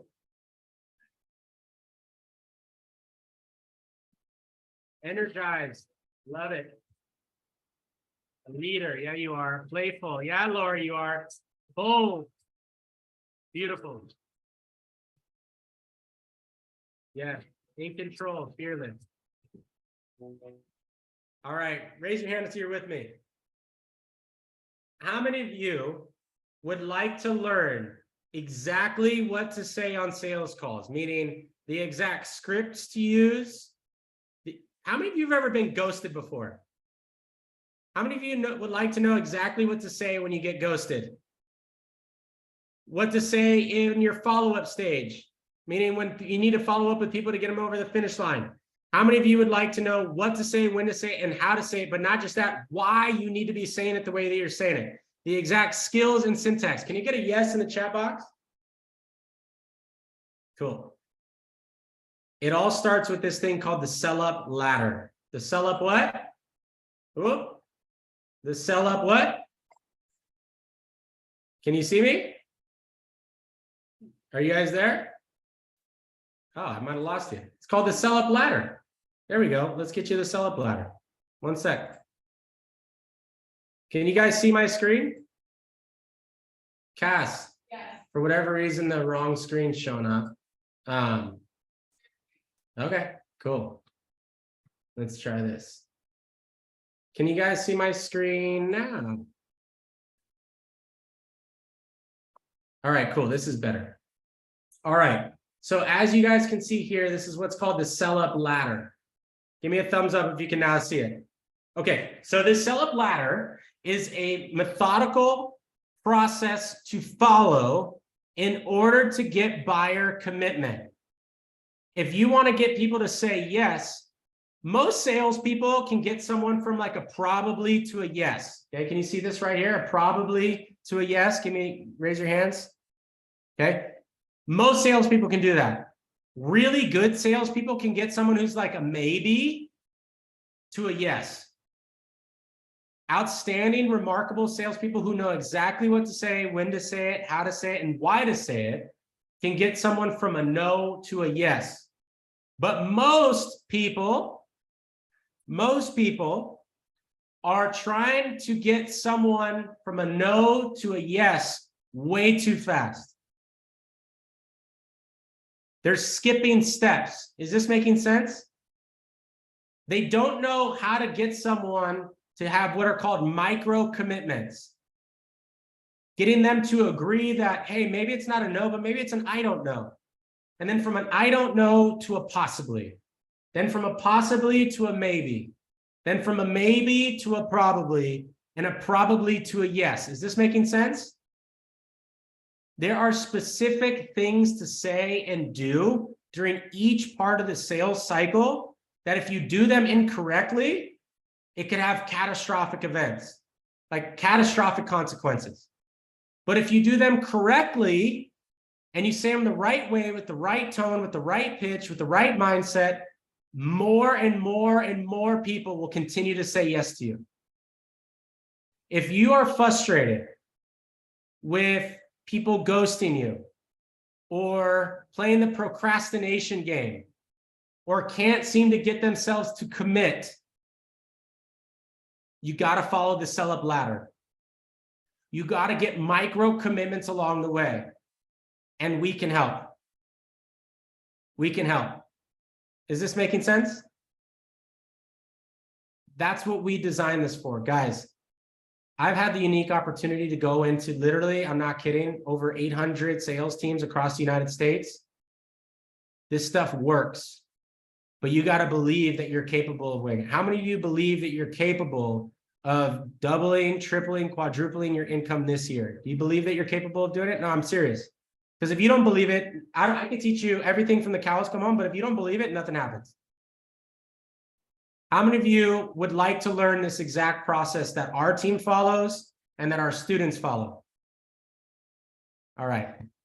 So listen, Carissa's going to be coming on here in a minute, but I wanted to provide you the opportunity for those of you who want to master these skills. By the way, did you get some value out of today? How many of you got like at least $10,000 worth of value on this call already? Okay. Thank you. We wanted to serve you from the bottom of our hearts. For those of you who are committed to going even deeper, we would like to serve you at an even farther level. We have this thing called Sales Mastery. It's a certification program. It's an 8-week sales certification.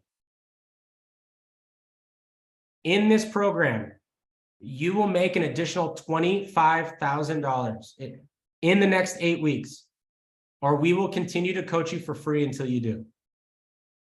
Period. You have my word. We will not let you fail. In fact, in this program, we give you the exact script that our company uses, the exact script I use in order to break some records, and the exact sales scripts that I use to coach companies like La Mer Cosmetics, Celebrity Cruises. Those companies pay hundreds of thousands of dollars for it, and I'm not kidding.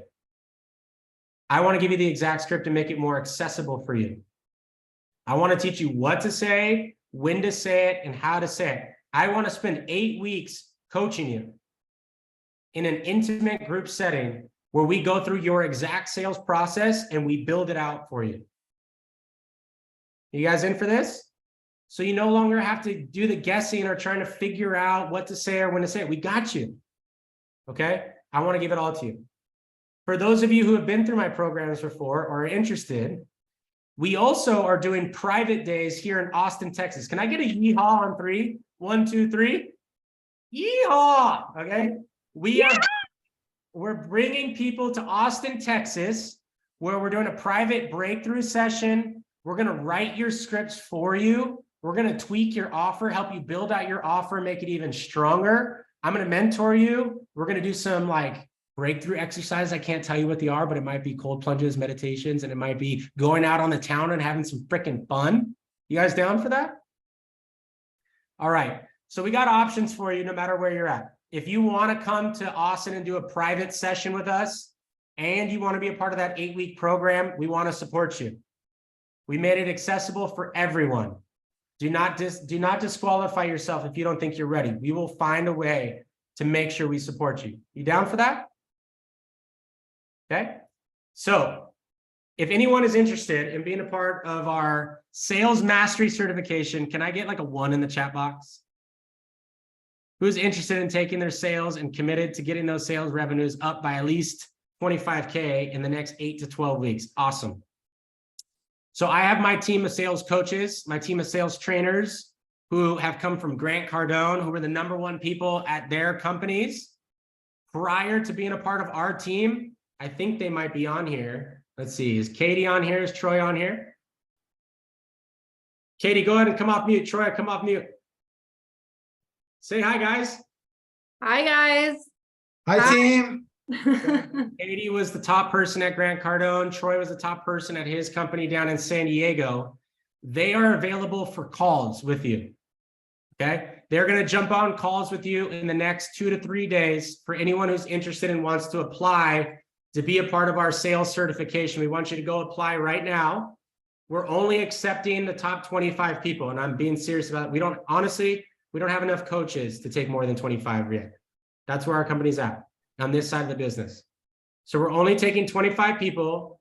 The first 25 people who pass their application are going to get on a call with Troy and Katie. You can go book with them right now. The link is in the chat box. Give me a hand raise if you see the link in the chat box. I want to make sure the team posted it for you. How many of you are going to be interested in going further with us in sales mastery? Awesome. Awesome. I know we actually have some students on the call today who just went through our prior program. We have Alex Sessa and Lori Mabelis on the call. Alex, in 30 seconds or less, can you tell people what were you experiencing before taking the course, and then what did it do for you by going through it? So before going through the course, obviously I was having trouble enrolling people and opening people into our mentorship program with integrity and authenticity. After doing Brian's course in 8 weeks, tripled the sales as a sales director for my company, made $400,000 for my client, and that equaled out to an average of just under $20,000 a month in terms of income personally. So So, how much total did you work. make during the 8 weeks with us? In the 8 weeks, we made $53,000. 53K. Give it up for Alex in the 8 weeks. And then you might have saw Lori Mabelis earlier on the call. She's a beautiful gem. She's a speech coach. Lori, you mind sharing your experience as well? Absolutely, especially with what Alex just said, because if I would be in this call right now, see you for the first time, which I did 2, 3, 4 months ago, then I would think, well, Alex, good for you, man. I'm super happy, but that's just not for me. Like when you asked this question, Brian, do you feel that you're capable? I had like half of the hand, like I was like, oh, I wish I would feel that. I wish I would feel capable, but I don't feel right now. But I did feel, okay, I think it's great to go on a call, on a sales call with the team. I mean, does it really hurt? No, I can always say no, right? And then when Brian says he's training people and he has the best salespeople in the team, he's not lying. Because when I had like the halfly maybe no, they really convinced me and sold me on my dream. And I won't take more time, but like in the end, my revenue last year was 14,000 for the whole year as an entrepreneur. This year, and I'm not like it's ridiculously insane. I'm over 30 and we're in April. We're over 30 and I'm in April. And like they sold me on my dream, on my potential, not even on the course. But I just really had to believe that I was capable of doing it. And it's only been sky high from there. So yeah, I just wanted to share that with you for everybody who feels like, are you capable? I hope so. I don't know yet, but I want to. If you want to, put the one in the chat and go on the sales call because this is freaking cool. I'm like super enthusiastic, and I hope you feel the genuinity, if that's even a word. Like it's outstanding. Yeah. Thank you, Lori. I appreciate you. And thank you, Alex. Congrats on your success. Guys, don't disqualify yourself. Go have the conversation with us. We have programs that are incredibly approachable for you, and we'll find a way to make it work. So the link is in the chat. How many of you are going to go click the link in the chat and go at least give yourself a shot to learn a little bit more and take your sales to the next level? I promise you, we will deliver for you. We won't even ask you for your business unless we provide at least $1,000 worth of value on that call with you. You're going to learn some things on that call, and then if it makes sense for you, do it. If it doesn't make sense for you right now, don't do it. We're not here to get you to do something that you're not ready for. We only want to support you. I think you've learned from today that if we do something that's outside of our ethics and outside of our morals, we just won't. Okay? If it's not in alignment with us, we won't do it. But you got to give yourself the opportunity. Is this making sense, guys? All right. So right now is the time. Like I said, we're only opening it up for the first 25 people who apply, and that's not blowing smoke. We don't have enough coaches yet to service everyone. But what I will tell you, in this group, okay, you get 5 days a week support. You get to ask questions from us all the time. You're going to get the opportunity to role play, but most importantly, we are going to listen to your actual sales calls and provide you sales feedback. You can submit as many calls as you want, and our team is going to evaluate your calls and give you direct feedback on your sales calls. Is this making sense? That's why we can't do it for too many people. You can't listen to that many sales calls. So that's why we're limited it to 25. We will be there every step of the way. It's a live course. I'm on with you, teaching you the exact processes. Should we share with them the very special thing that might happen if they do end up joining with us? Oh, are you talking about Carissa Kuchis? Oh yeah, did Brian leave out that if you do choose to move forward, you're going to get a private group session with Brian and Carissa? Yeah. So for those of you are not aware, Chris and I grew up in the Tony Robbins world together. She is like family to me. I mean, like, she's been so supportive of our dreams, and I hope we support hers as much as she supports ours. I care deeply about her. and she cares deeply about us, and we want to serve you. For those of you who know her, knows that she will serve at her highest capacity always. So we want you to book a call with us now if you're interested in learning how to sell and overcome any objections that you might come up for. So we're going to give you a 3 to 5 minute intermission to go book your call right now. Don't wait. And then we're going to bring KK on at the end of this session here in about 3 to 5 minutes. Okay. Go book your calls right now, guys. See you in a sec. We're going to come back in about 3 to 5 minutes.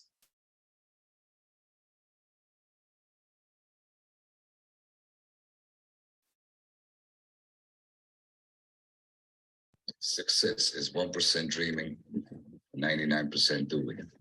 Build your future. It's not handed to you. In business today, if you wait for someone to call on you, if you wait till it's your turn, if you're quiet, how's that going to go? I've had the opportunity to study some of the most successful people in the world, and I'm obsessed with asking this question. What is the difference that makes the difference in a human being? You know, your production combined with your coachability and your support of your team makes you the #1 choice by everybody on the team. I mean, you're just amazing. I know you broke the record during the Miami cycle with almost 600 UPW enrollments. I can't tell you how much I respect you, Brian, and how much I appreciate you. Do you want to achieve maximum success in your career and in your life, but you just can't get over that one hurdle that's stopping you? Peak Performance Strategy Coach Brian Mayoral has the steps you need to create the life you finally want, and he is here with us this morning. Good morning. 80% of the success in our business, in our relationships, in our life comes down to human psychology, our mindset. If you don't have the answers, can you find answers? If you're fired up, if you have a goal, if you don't have the answers, can you go find them? I'm Nick Santastasso, international speaker, business expert, and coach. I've shared the stage with Tony Robbins, Ed Milet, Rachel Hollis. The list goes on and on and on. Since working with Brian and the sell team, we've actually been able to triple our closing percentage. With this help, we did over $1 million a day. Every single one of us in this room knows what it takes to be successful.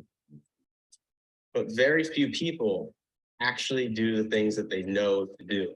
I have never seen or been through a program that had such a dramatic impact on my numbers and sales career. I'm gonna say it again. The community is amazing. I love everyone in this community so much. I don't know what drives you just yet, but my hunch is there's something inside of you today that knows that you're capable of more. I was really like working hard, grinding, putting in so much hours, and then not making so much sales. So I had so much doubt about me joining because I didn't feel I was able to get to that result. And I got the help. And in these 8 weeks, I got a revenue of 28,500 euros. If you have pure intention, if what you're doing is pure, meaning you have the purest reasons for doing what you're doing, if you mean well, if you put in ferocious activity, action, and you take bold action, not action that feels comfortable, but bold action, and you're open to critical feedback, it has to pop for you.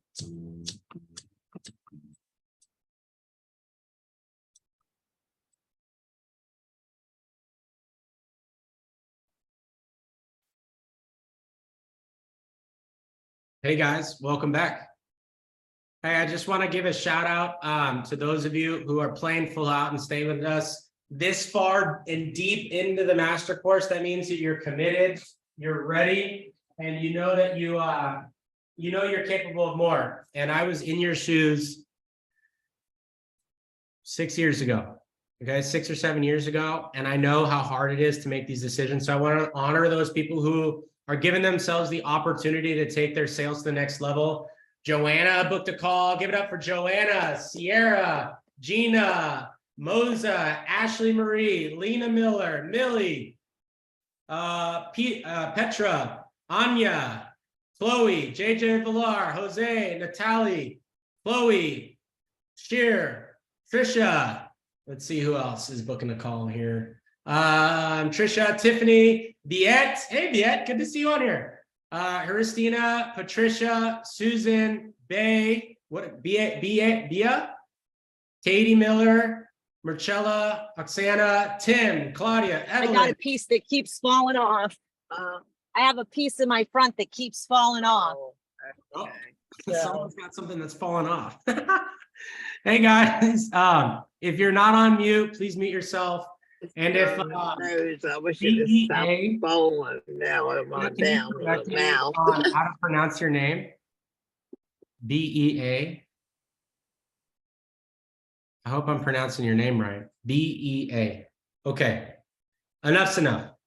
My soul sister, someone who I care about deeply, who's always had my back, and she knows I always have her back. She runs the women's program over at Tony Robbins. She's impacted thousands and thousands of women. She founded Janning. She's been an inspiration to my life. She's been a great partner and trusted person that I can have. And she knows I would do anything for her, go to war for her. And I know she would do the same for you and for me. And we're going to create so many beautiful things together. And she wanted to pop on here today to get some feedback, ask any questions, or answer any questions that you might have. But she won't do it unless you bring some freaking energy. Can we revive the freaking energy in this room? Let's go. Where are my UHBW ladies in the house? Type it in the chat box. Type it in the chat box. All right. I don't know if she's on. Carissa or Cassie, is she on? I'm here. Oh, there she is. Hello. Hey guys. Good to Brian, have- can you hear me? Yep, we can hear you. I would love to start with a little, I know we're going to do some Q&A and you might ask me some questions, but I've been actually at the masterclass all day. And so I have some things I'd like to share that I think would support people. Can I start with that? Yeah, please. Okay. First up, all ooey gooey, just so grateful that this is actually Brian and I's first time being able to share the virtual space together in this capacity. And first thing, I want to honor all of you that are here, that from some stroke of swiping on a phone or hearing from someone else that is in the ether of sales or entrepreneurship, you decided to be at this masterclass today. And in the chat, how many of you are like business owners or sales professionals or entrepreneur, or you're working inside of a company selling or something of that nature?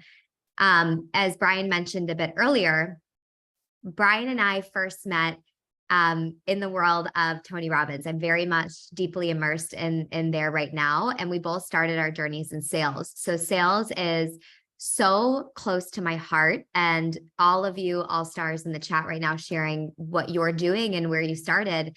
I honor the hell out of you, because sales is not for the faint of heart.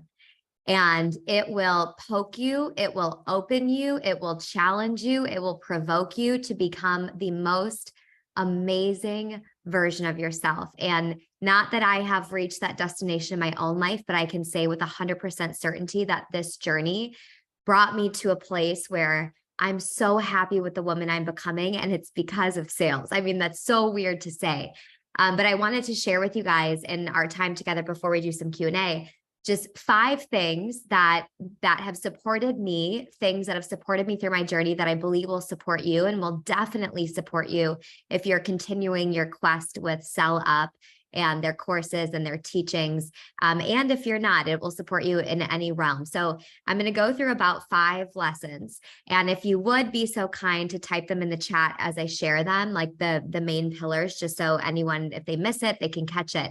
But I'll start with this. All of us have a unique gift. So that's thing number 1. All of us have a unique gift. And if you came here and you're a budding entrepreneur, like you have an idea that's going and maybe you haven't started it, or you've been in entrepreneurship for a long time, you need to know that we are all here at this exact time in history because you were born with a gift in you that you are here to give to the world. And it is fact.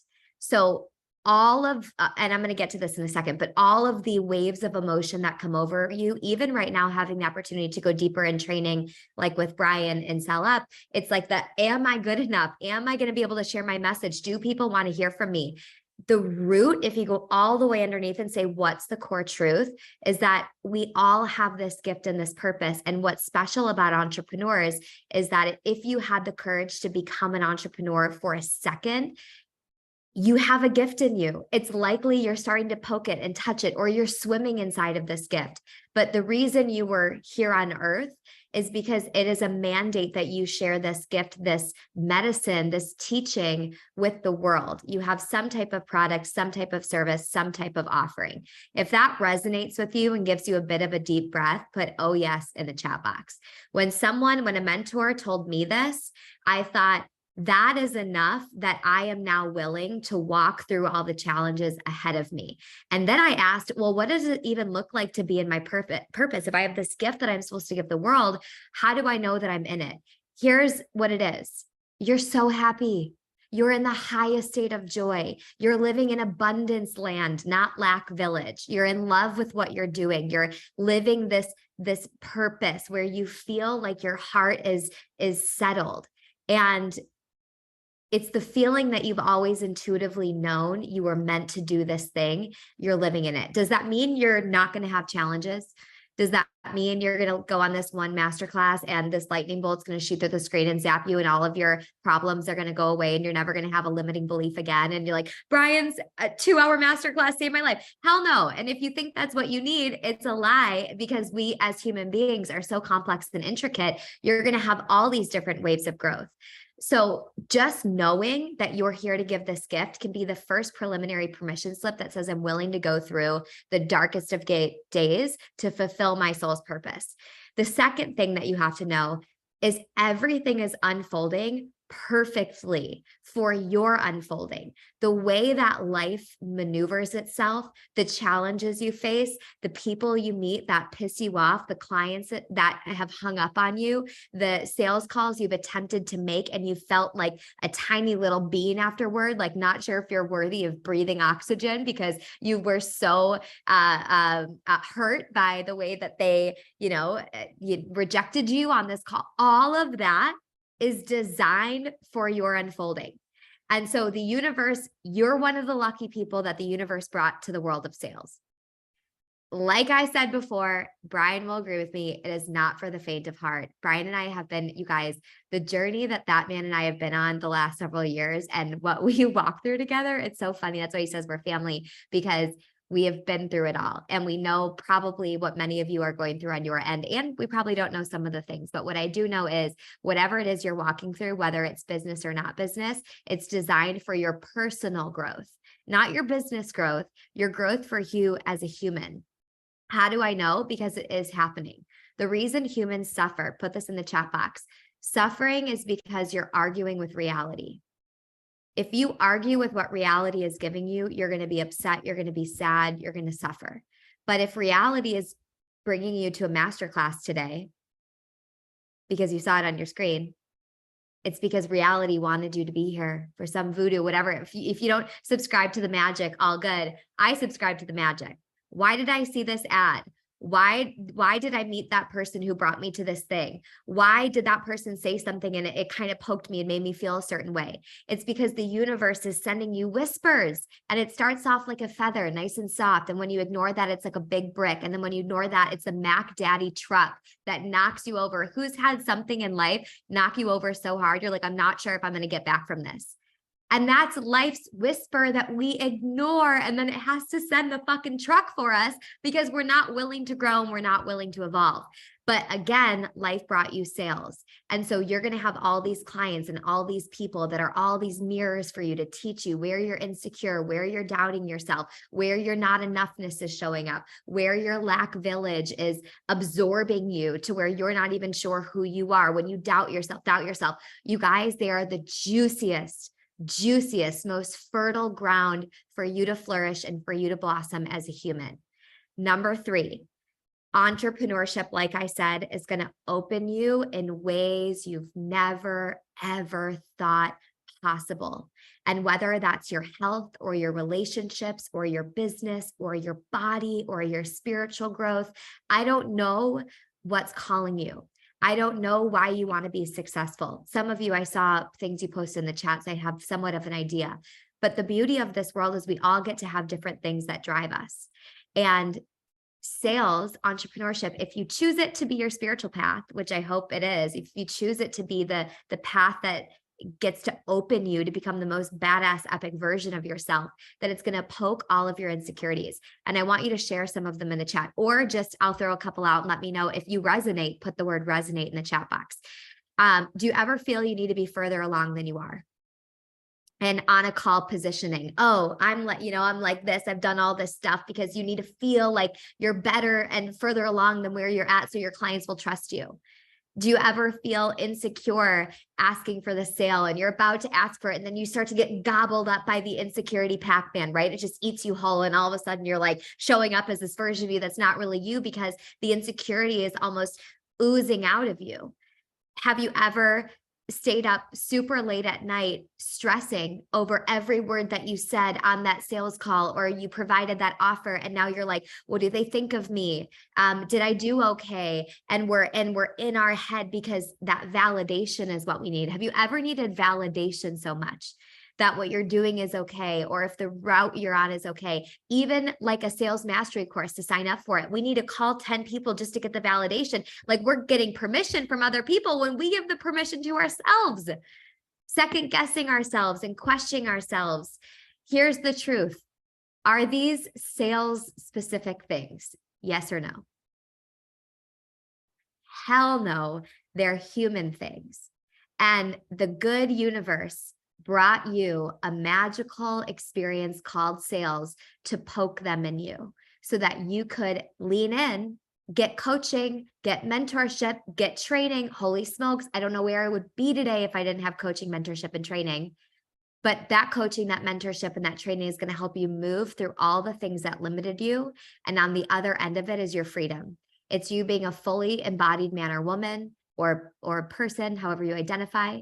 It's you having unbelievable confidence in the gift that you're here to give to the world, whatever your service is, whatever I have like the chills for all of you here, because you're here today because you've got some gift that you want to give, and you're trying to share it with people, and it's your own blocks preventing you from giving your gift. And the universe wants you to give it so badly. And the only thing in the way is all this junk in us. So what is this junk? It's these things that we've created and we've clinged to. And you get to be at a place right now, we all do, where we either argue for our limitation, or we believe in the future that's not yet here. And I hope that was one of your gifts from today's masterclass, is this compelling future that Brian is helping you guys see. Can you believe in that more than you believe in the limitation that you've practiced? It's not even that you believe in your limitation, you just practice it so much. And maybe you don't, but if you're anything like me, I did. I said the story a lot. I believed the thoughts a lot. I limited myself in the same way that I had done it over and over and over. And I got so good. I played college softball. So I say it's like I got enough reps of not believing in myself that it became like second nature. It became like a personality trait. And so God gave me, life gave me, universe gave me, whatever it is you subscribe to, the gift of sales to fuck me up, to find all the ways I was insecure, find all the ways I limit myself, find all the ways I wouldn't be a fully embodied woman, or in your case, person, or whatever, and help me evolve through that. It's a continual process. And so the fifth thing I want to share with you is something I decided in the beginning of my journey with Brian. Brian actually trained me. That's why I have so much respect for Brian, because I believe there's a lot of inauthentic sales trainers, people out there. And for a while after I transitioned out of sales, I actually wasn't in the world at all. I wasn't into it at all. And if I've worked with many of you, I sell no problem selling, but I don't work in the world of sales because I hadn't met someone that was teaching it steeped in integrity. And being able to be trained by Brian, like when I first got in the world of Tony and just all the fun shenanigans that we got into, it helped me learn what it means just to authentically help someone through their process. because just the same way that you're butting up against all your own insecurities, it's the same thing your client's dealing with on the other end of the phone and the other end of the screen. And so you being willing, saying, I'm willing to go first. I'm willing to walk this path through all of my own chaos and hurdle and insecurity and self-doubt, is you taking a stand for all of the future clients that you're going to help. Because you can't take someone you can't take someone somewhere you have not been yourself. So something I decided, and this is the last thing I'll say, and we'll get into the Q&As, at the beginning of my journey with Tony, is that straight and narrow would be my path. Straight and narrow would be my path, and I wouldn't deviate from it. And that meant that I was using the gift of sales and my mission to be the experience that would open me, that would flower me whole, that would put the water on the seeds that would eventually be the life that I live. And that meant that I had to transmute any fear I would stumble upon as wonderful. And I want you to write this down. My UHPW gals know I say this all the time. Wonderful, oh, wonderful, what an invitation. Wonderful, oh, wonderful, what an invitation. And where are you going to say that? Why would you say that? The moment you feel, put this word in the chat, resistance. The moment you feel resistance, any resistance, and resistance is something, let me know in the chat, where do you feel resistance in your body when it happens? You feel it in your chest, you might feel it in your shoulders, you might feel it in your stomach, you might feel it in, like, resistance is like something happens and you're just like, not jiving with it. Then you say, wonderful, oh, wonderful, what an invitation. Where you have resistance is your alert signal to lean in and actually work through that. And I like to call it the ripple. The ripple is what you're moving through when you're in a resistance stage, because a ripple goes like this. Everyone do this with me, okay? A ripple doesn't mean you just go down and then you're back up and you're up forever.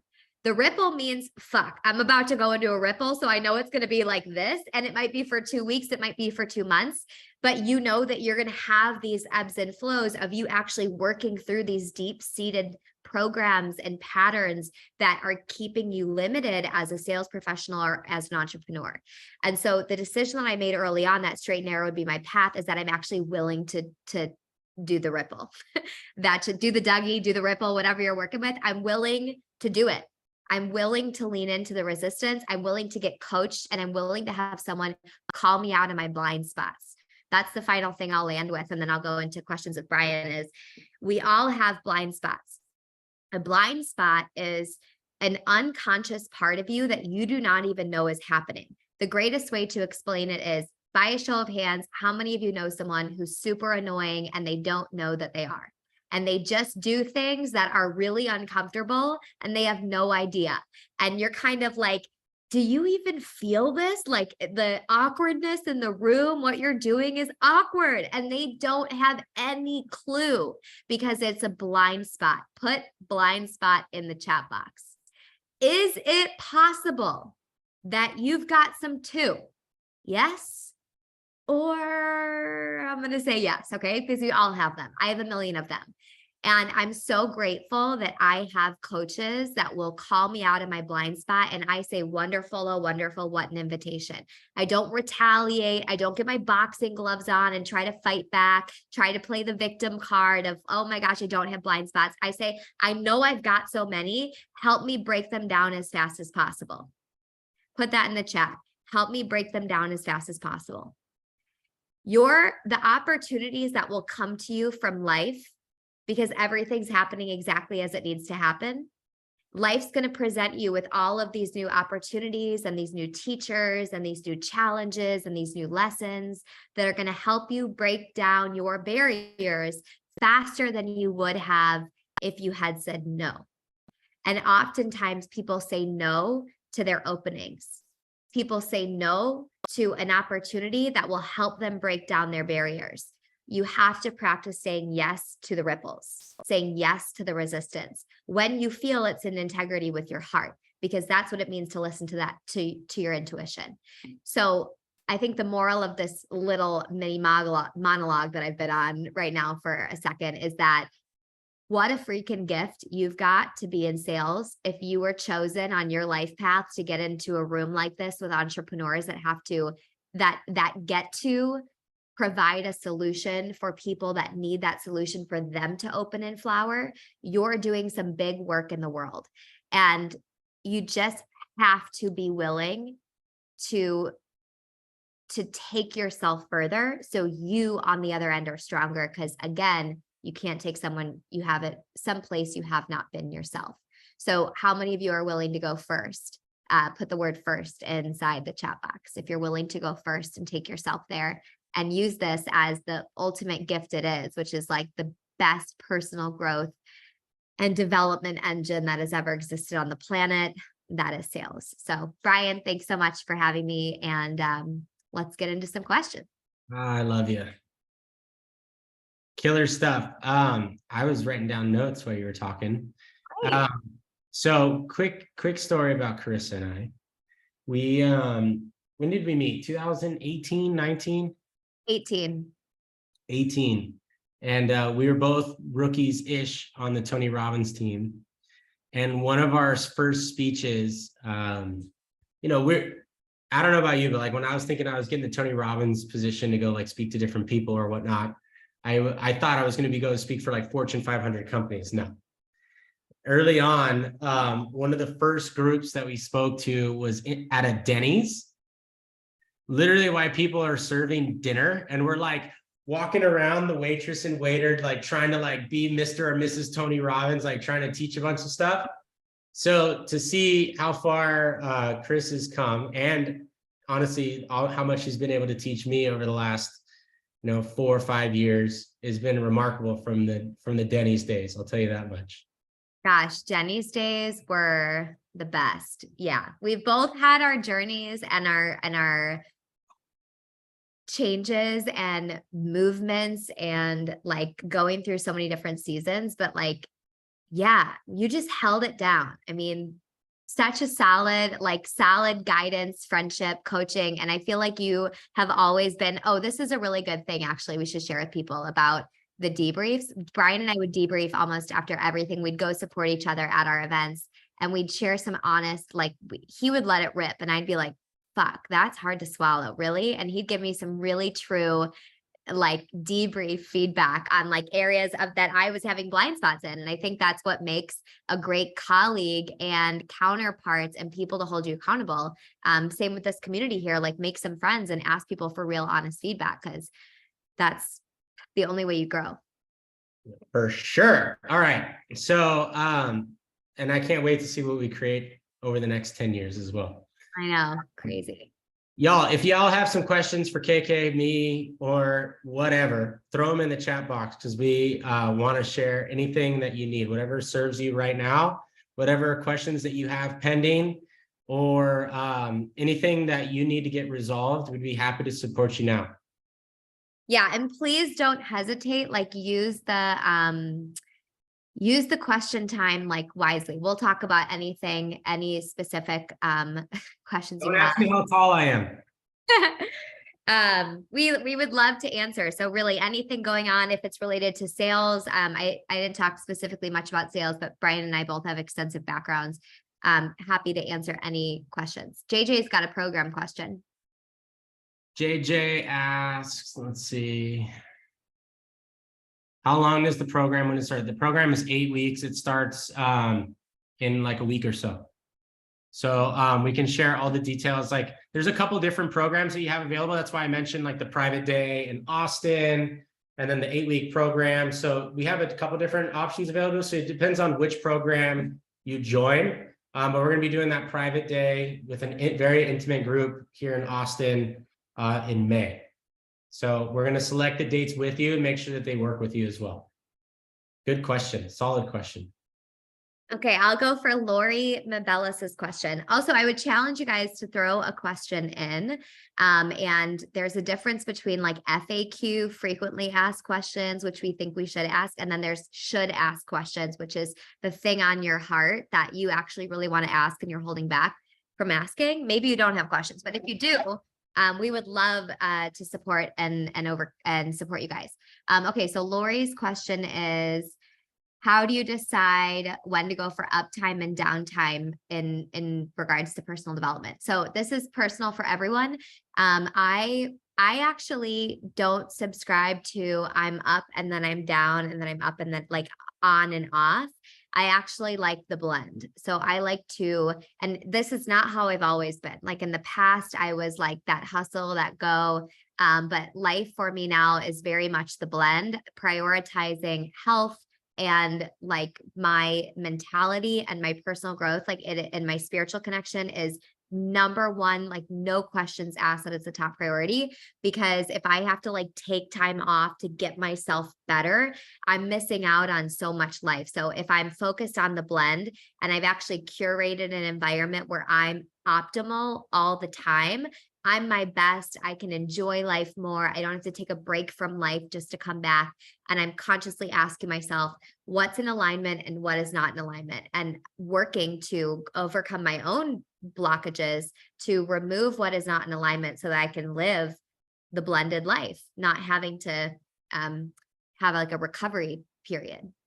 Yeah, and if I could just add to that, it also depends on like the circumstances that you might be in, right? So like some of you, depending on where you're at, like when I was a teacher, right, there were like certain commitments that I had because I couldn't just like leave these kids without a teacher for half the year. So I wasn't able to make my life perfect. So the outcome is not to like make your life perfect and then because you'll never reach it, right? So it's about like, how can I make the situation that I'm in great while also moving in the direction that I would like to be in? And so like, rather than setting like an outcome or a goal of something that you want, set a direction.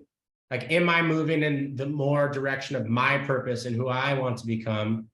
And how can I keep moving in that direction, even if I don't have full autonomy over every part of my life right now? Because there were times in my life where I wasn't blessed to be a business owner, and I was kind of in a 9-to-5 situation where I was unhappy. So I made the best out of that situation while also moving in the direction to become this person. And I think as long as you're doing that, you'll have more energy reserves to not have to take those times off as well. And forward is forward. Like if you're in a ripple and you've gone like down for a second, like, but you're progressing still, you want to reframe your down periods as actually the most fertile opportunities for growth. Like, the next time you hit like a speed bump, like I'm in one now with another category of my life, and I actually deeply know and trust I'm being propelled so much further in this season. Whereas before I didn't have that awareness and I would think down is down, not forward is forward. And actually when I'm feeling down, I'm actually making the most progress. I feel like that's like a mission for me to share that with as many people as possible, is like, these darker moments are the most juicy. Like for so many of you right now, even a lot of questions with the program coming up, it's so cool that many of you want to take that next step, because you're going to have someone that can help you open. And in programs, you're going to have these tensions unearthed. You're going to have these resistances exposed. And or the other option is the ignorance. Go another 5-10 years with all those blind spots, like be the person that walks in the room, like not really knowing what they're doing, and or find out as many of them as you can in as short of a time period as possible to become the most epic version of you as soon as you possibly can. Totally. Let's see what other questions we got. KK, you're speaking truth. I love it. We got a bunch of them. Let's see if we can find where we left off. Question for KK. We're in awe for selling skills at Tony Robbins events. How do you do to remember everything you have to say? How do you remember everything you have to say with flow and energy? All right, here is my process. Everyone's process is different, but first you got to get high in your own supply. Like anything I'm selling, I'm living, so I can talk about it. It's like trying to sell. How many of you have kids? You could go, if you held your baby up and you wanted to talk about all the things you love about your baby, you could go from their crown of their head to their eyeballs, to their nose, to their mouth, to the shoulders, and you could talk about every aspect of them, their heart, their personality, and the things would come to you, right? If someone said, now tell me about the personality, you'd have a million things to say. And they say, tell me about the way they play with their toys. You'd have a million things to say because it's a topic. And then you have your innate experience with what that is. So what I do is I write out everything for like a pitch or a sale, top to bottom in my body, so I can feel it, like almost like I was writing it in a book. And then I will condense that to my main points that I want to hit. And then when you get out there, you flow from the heart. I will tell you at this stage, I don't ever feel like I'm selling. So if you've ever been on the receiving end of me selling, probably in the last year, I call them butter closes. Like it's just smooth like butter. I don't have to sell anything because it's an invitation. I can't believe I get the ability to provide people with a solution that I know when they say yes to, it will transform them. I feel that in every part of my body. It's visceral. I'm not trying to like, hopefully they say yes to this. Now, sure, there are other pressures that people experience if you're trying to feed your kids and it depends on this one human to say yes to your product. Now you get to work through those things. That's something that like life has offered you the ability to work through some of those resistances. But when you're completely in a place of service, completely in a place of contribution, like I'm employed by the universe, I know that I'm here in this moment to share this and I've been placed here to do it. It's no longer about me. And then the energy thing is a whole separate category. You don't just get energy. If you're just like a normal person, you go to sell and you're like, all right, let me talk about my package. And you like bring out all this energy just for the sale.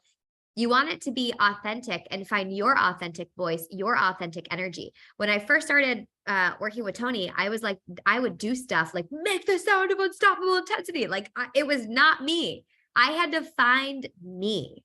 And when you find you and here's something you can do. Go to your local like health store. Someone that owns like a juice bar or like someone like a holistic health practitioner, someone that's just so jazzed up on the human body, and tell them to explain to you like about health, and put your recorder on if that's legal and just listen to how infatuated they are with their thing, or your nerdy high school English teacher that loves Shakespeare. And they can just say everything about it. When you get high in your own supply and you're congruent, you live what you teach. You don't say one thing and then behind closed doors, you're a different person. You're actually through and through living and breathing what you practice. You will have no problem selling. Now, if you're someone that can honestly say you're not yet congruent with what you practice, that's the invitation right now, is be in alignment with what it is that you teach, because when you're in integrity, nothing can shake you. Absolutely nothing can shake you.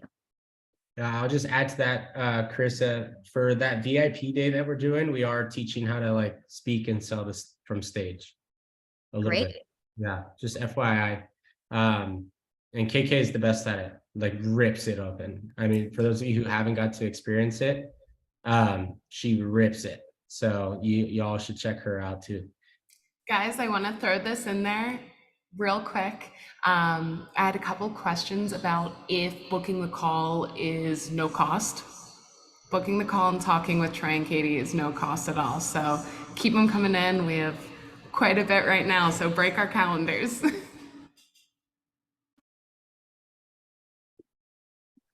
Totally. What other questions y'all have? It might make sense. Cass, can you read some of them out to us? Because I'm not going to be able to read them and talk.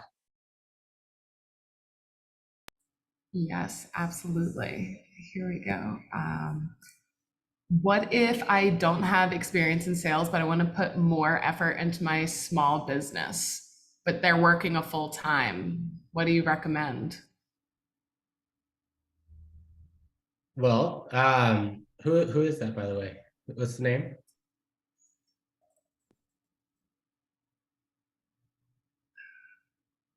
If that was If that was you, do you mind coming off mute? Anyone who had that question, do you mind coming off mute? Hi, that was me. Sorry, my camera is not working. My name is Sheer. How do I pronounce it again? S-H-I-R, it's Sheer. Here, cool. If you don't mind, can I ask some questions just to better understand? Yeah, sure. Thank you. So what is the career that you're in and what are you moving towards? So I'm running a small business venture where I sell my own works of art. I do screen printing and photography. Awesome. And I'm also finishing my BA, so I'm a student and I also work a full-time job. So I'm juggling between everything. And I just don't really know like how to approach new audience and reach, like engage with more clients, more people, really sell myself. So that would be really helpful. So basically you're a superwoman. Well, here's what I would say is, have you ever asked someone to go to breakfast, lunch, dinner, like a friend? Yeah, sure. You already know how to sell. Right? Like instead of looking at sales as like this big monster or like insurmountable thing, I know I can be intense when I'm training and like heavy on the content, but fundamentally sales just asking people for what they want and then helping them get what they want. Right. And you've been able to ask people to go to lunch or breakfast or dinner in the past. And so that already is sales. It's already a form of influence. And so rather than looking at it as this big thing that I have to get started, look at the things that you're already doing that are already influence based and ask yourself, like, how can I lean into that more? I remember when I was still a teacher and right before I quit, after I went to Tony Robbins, before I quit teaching, I wanted to get into sales as well. But I also thought it was just like this scary thing, right? Because I never really like crushed it before at sales.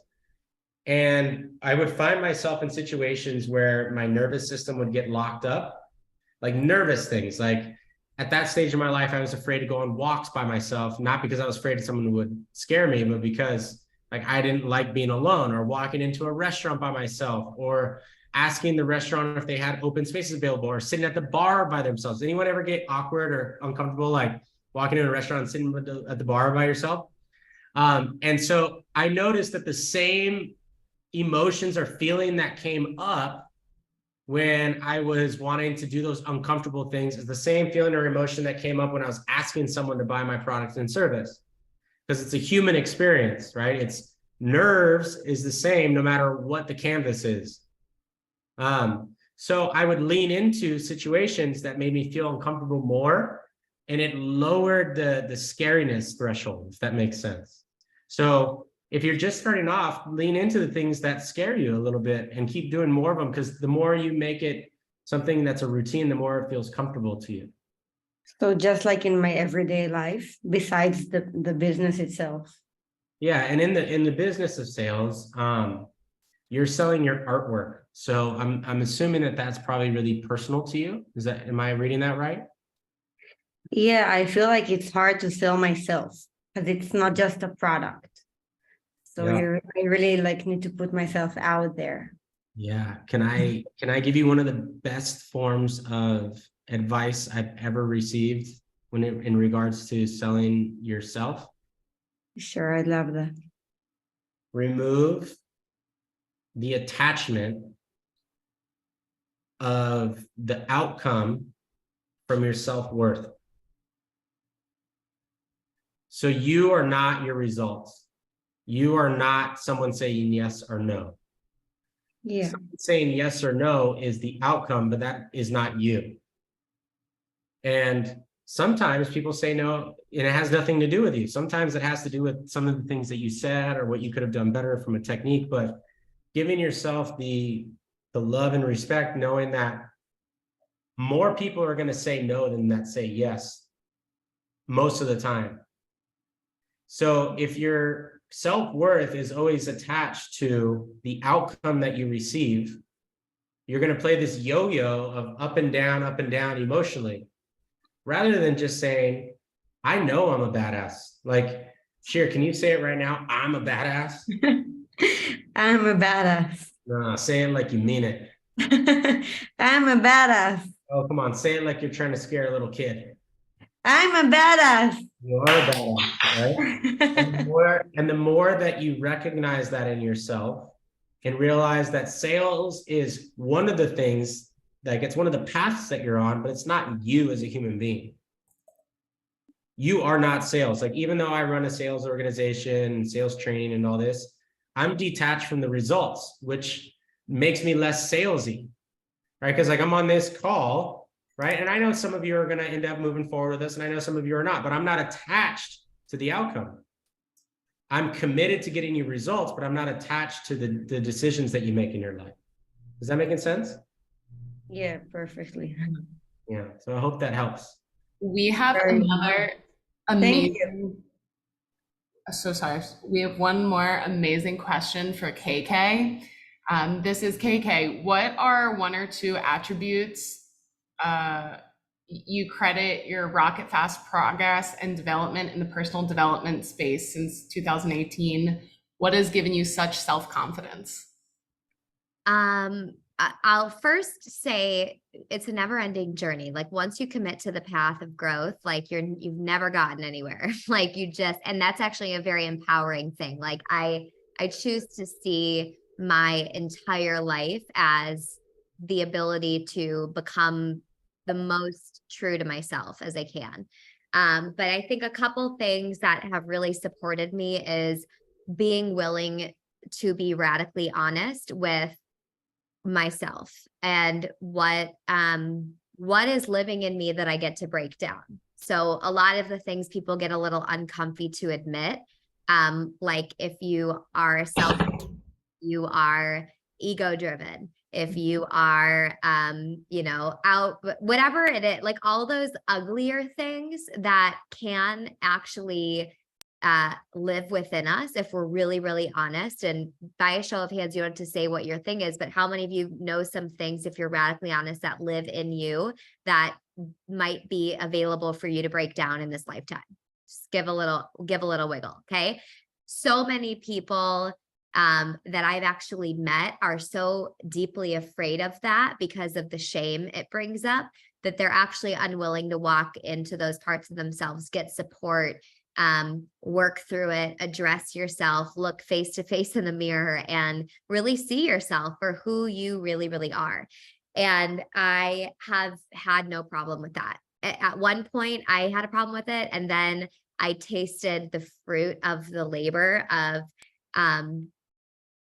being willing to walk that path, and it really humbles you and it brings you to a very authentic state. And there's like, you guys, nothing better than feeling authentically you. You no longer have anything to hide. You just get to be yourself.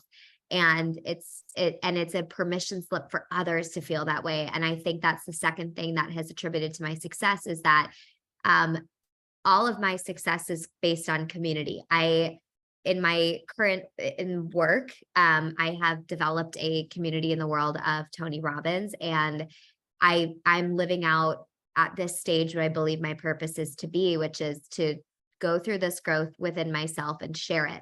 And I have like the most epic community of people that are dedicated to learning themselves.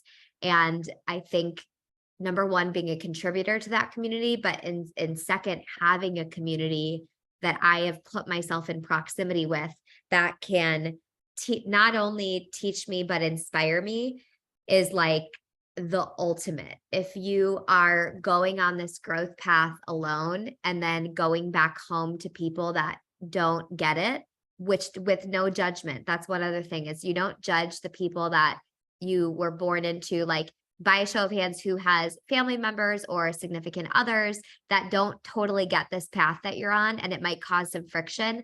And from time to time, I remember I actually, when I started, was judging a lot, and it would create all this separation. But what I realized was, like, we're all on our own paths, and who am I to try to shove my path down someone else's throat?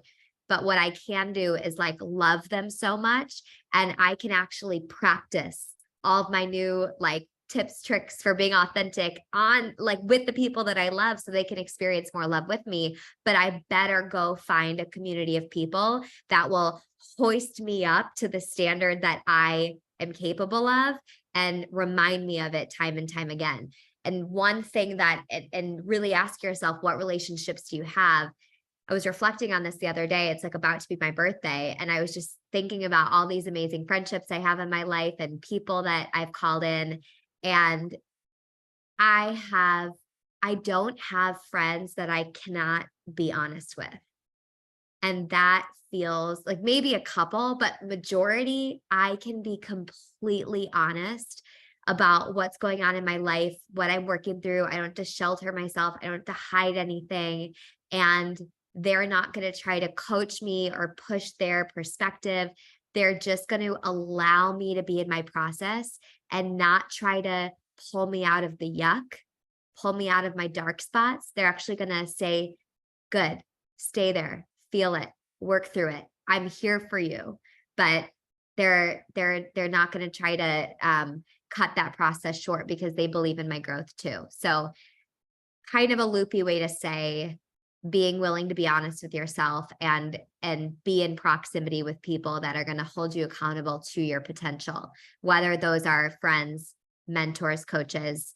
The amount of mentors and coaches and the amount of money I've spent on that in my life is insane. And it's when I look back at anything I've invested in, it's the only thing I would do again. Like I think of like freaking things I've bought and shenanigans in the house. I'm like, so stupid.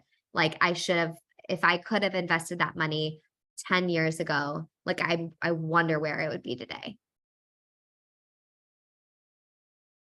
Totally. That was great. Guys, we have time for one more question. Does anyone have one more question? We have a bunch of crickets. While we're waiting for those questions, speaking of surrounding stuff around good people, KK was there for me about a year and a couple months ago when I was going through something difficult. And she called me up to my higher self, meaning when you're struggling through something, like having those people who won't let you settle for something that they know you're capable of or becoming. Right. Yes. And so like that's super important too. Maybe it's the masculine in me, but I like the challenge of like someone telling me I need to step up. My beautiful lady Cassidy is the same way, and we push each other that way. So I think just to piggyback on everything Carissa just said is like the people you're around is like 10 times more important than you think. It's not this like this cliche thing that like you hear the 5 people you're surrounded with, like you've overheard that ad nauseum. But it's legit, like legit. Biggest strides in my life are because people I've surrounded myself with, for sure. One more on this note is check in with yourself on, we talked earlier about resistance. When someone is really open with you and honest, if you do have resistance, because it can be very comfortable, like your favorite pair of yoga pants, slipping back into those relationships of people that comfort you, coddle you, tell you how good you're doing, sweetie, like something legitimately is going on, but people are like, fuck them, like they're in it with you, like commiserating. And check and see if you have friends that are actually like saying the thing you don't really want to hear, but you know is going to help you grow. And that's really what a coach is. Like they're contractually obligated to not be a friend for you, but be someone that's going to pull you up and hold you to your highest. And that's actually what a true friend does. That's really important. That was gold. And I'm telling you, if I would have learned that lesson at 21, 22 years old, man, would my circle and my success have been so much greater. Great answer. Let's end on a super light one. What are the best morning and night routines to stay consistent?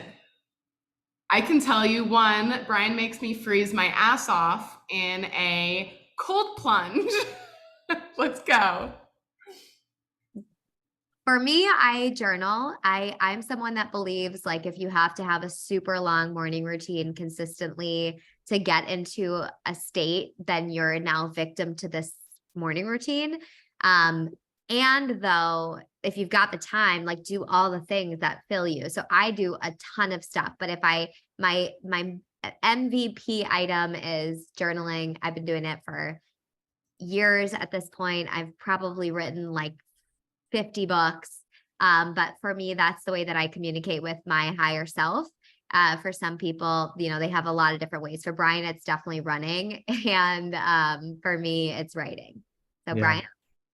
Yeah, I would say I break down like my morning routine into like non-negotiables and then the things that are like, if I have the time, I love to get to. So for me, because from like sweating and like getting out my aggression or my fears or my doubts, like running or like a strict workout for me is basically like therapy. So like I take myself there every day because that's just like my makeup. So I have to like sweat intensely every day for me. That's like my non-negotiable. And then if I get to the meditation, if I get to the journaling, if I get to like prepping my day, cold plunges, those types of things, those are all bonuses. But I know I can get like 80 to 90% there with like that one non-negotiable, the one or two non-negotiables. Showering is important too. So I shower after the workout. Don't worry, guys. But like the one or two non-negotiables that I have, and then the like things that I can fit in like on weekends or those types of things. It also, it depends on like where you work, what you have, how much time you have. But I have like the things that are musts and then the things that are optional. If I can get them all in, that's a superb day. But my day is not less valuable because I didn't get them all in. I would also say a consideration while we're here and you guys have stayed on. This is the committed group, by the way, the ones that stay all the way until the 11th hour, like you guys are in. I would also say like going on this path, like especially those of you that join the course are going to go to Austin. I like to pop over to Austin a lot, so maybe we can time it, Bri, where I'm there at some of those in-person days or whatnot. But I would say regardless, do a cold plunge. I just bought a cold plunge. It literally got delivered this morning. It's in my garage. You all should see. I just remember the first time on Tony Robbins stage when he did the cold plunge. No, Oh horrible. my! It was a horrible experience. Okay, on this note, the last thing that I will say is if you intuitively know that you are available for a health reset, it's like if you want to be great in sales, you've got to be healthy. Like your health is your life force, and taking if you're going to go in the program with Sell Up, pairing that with a health journey, like 8 weeks of complete and total dedication to your health. You guys, the amount of toxicity that we are living with in the world, it's actually a global thing, but majority in America, it's really, really bad. Like shit we're eating, stuff we're pumping into our bodies that is so deeply unhealthy.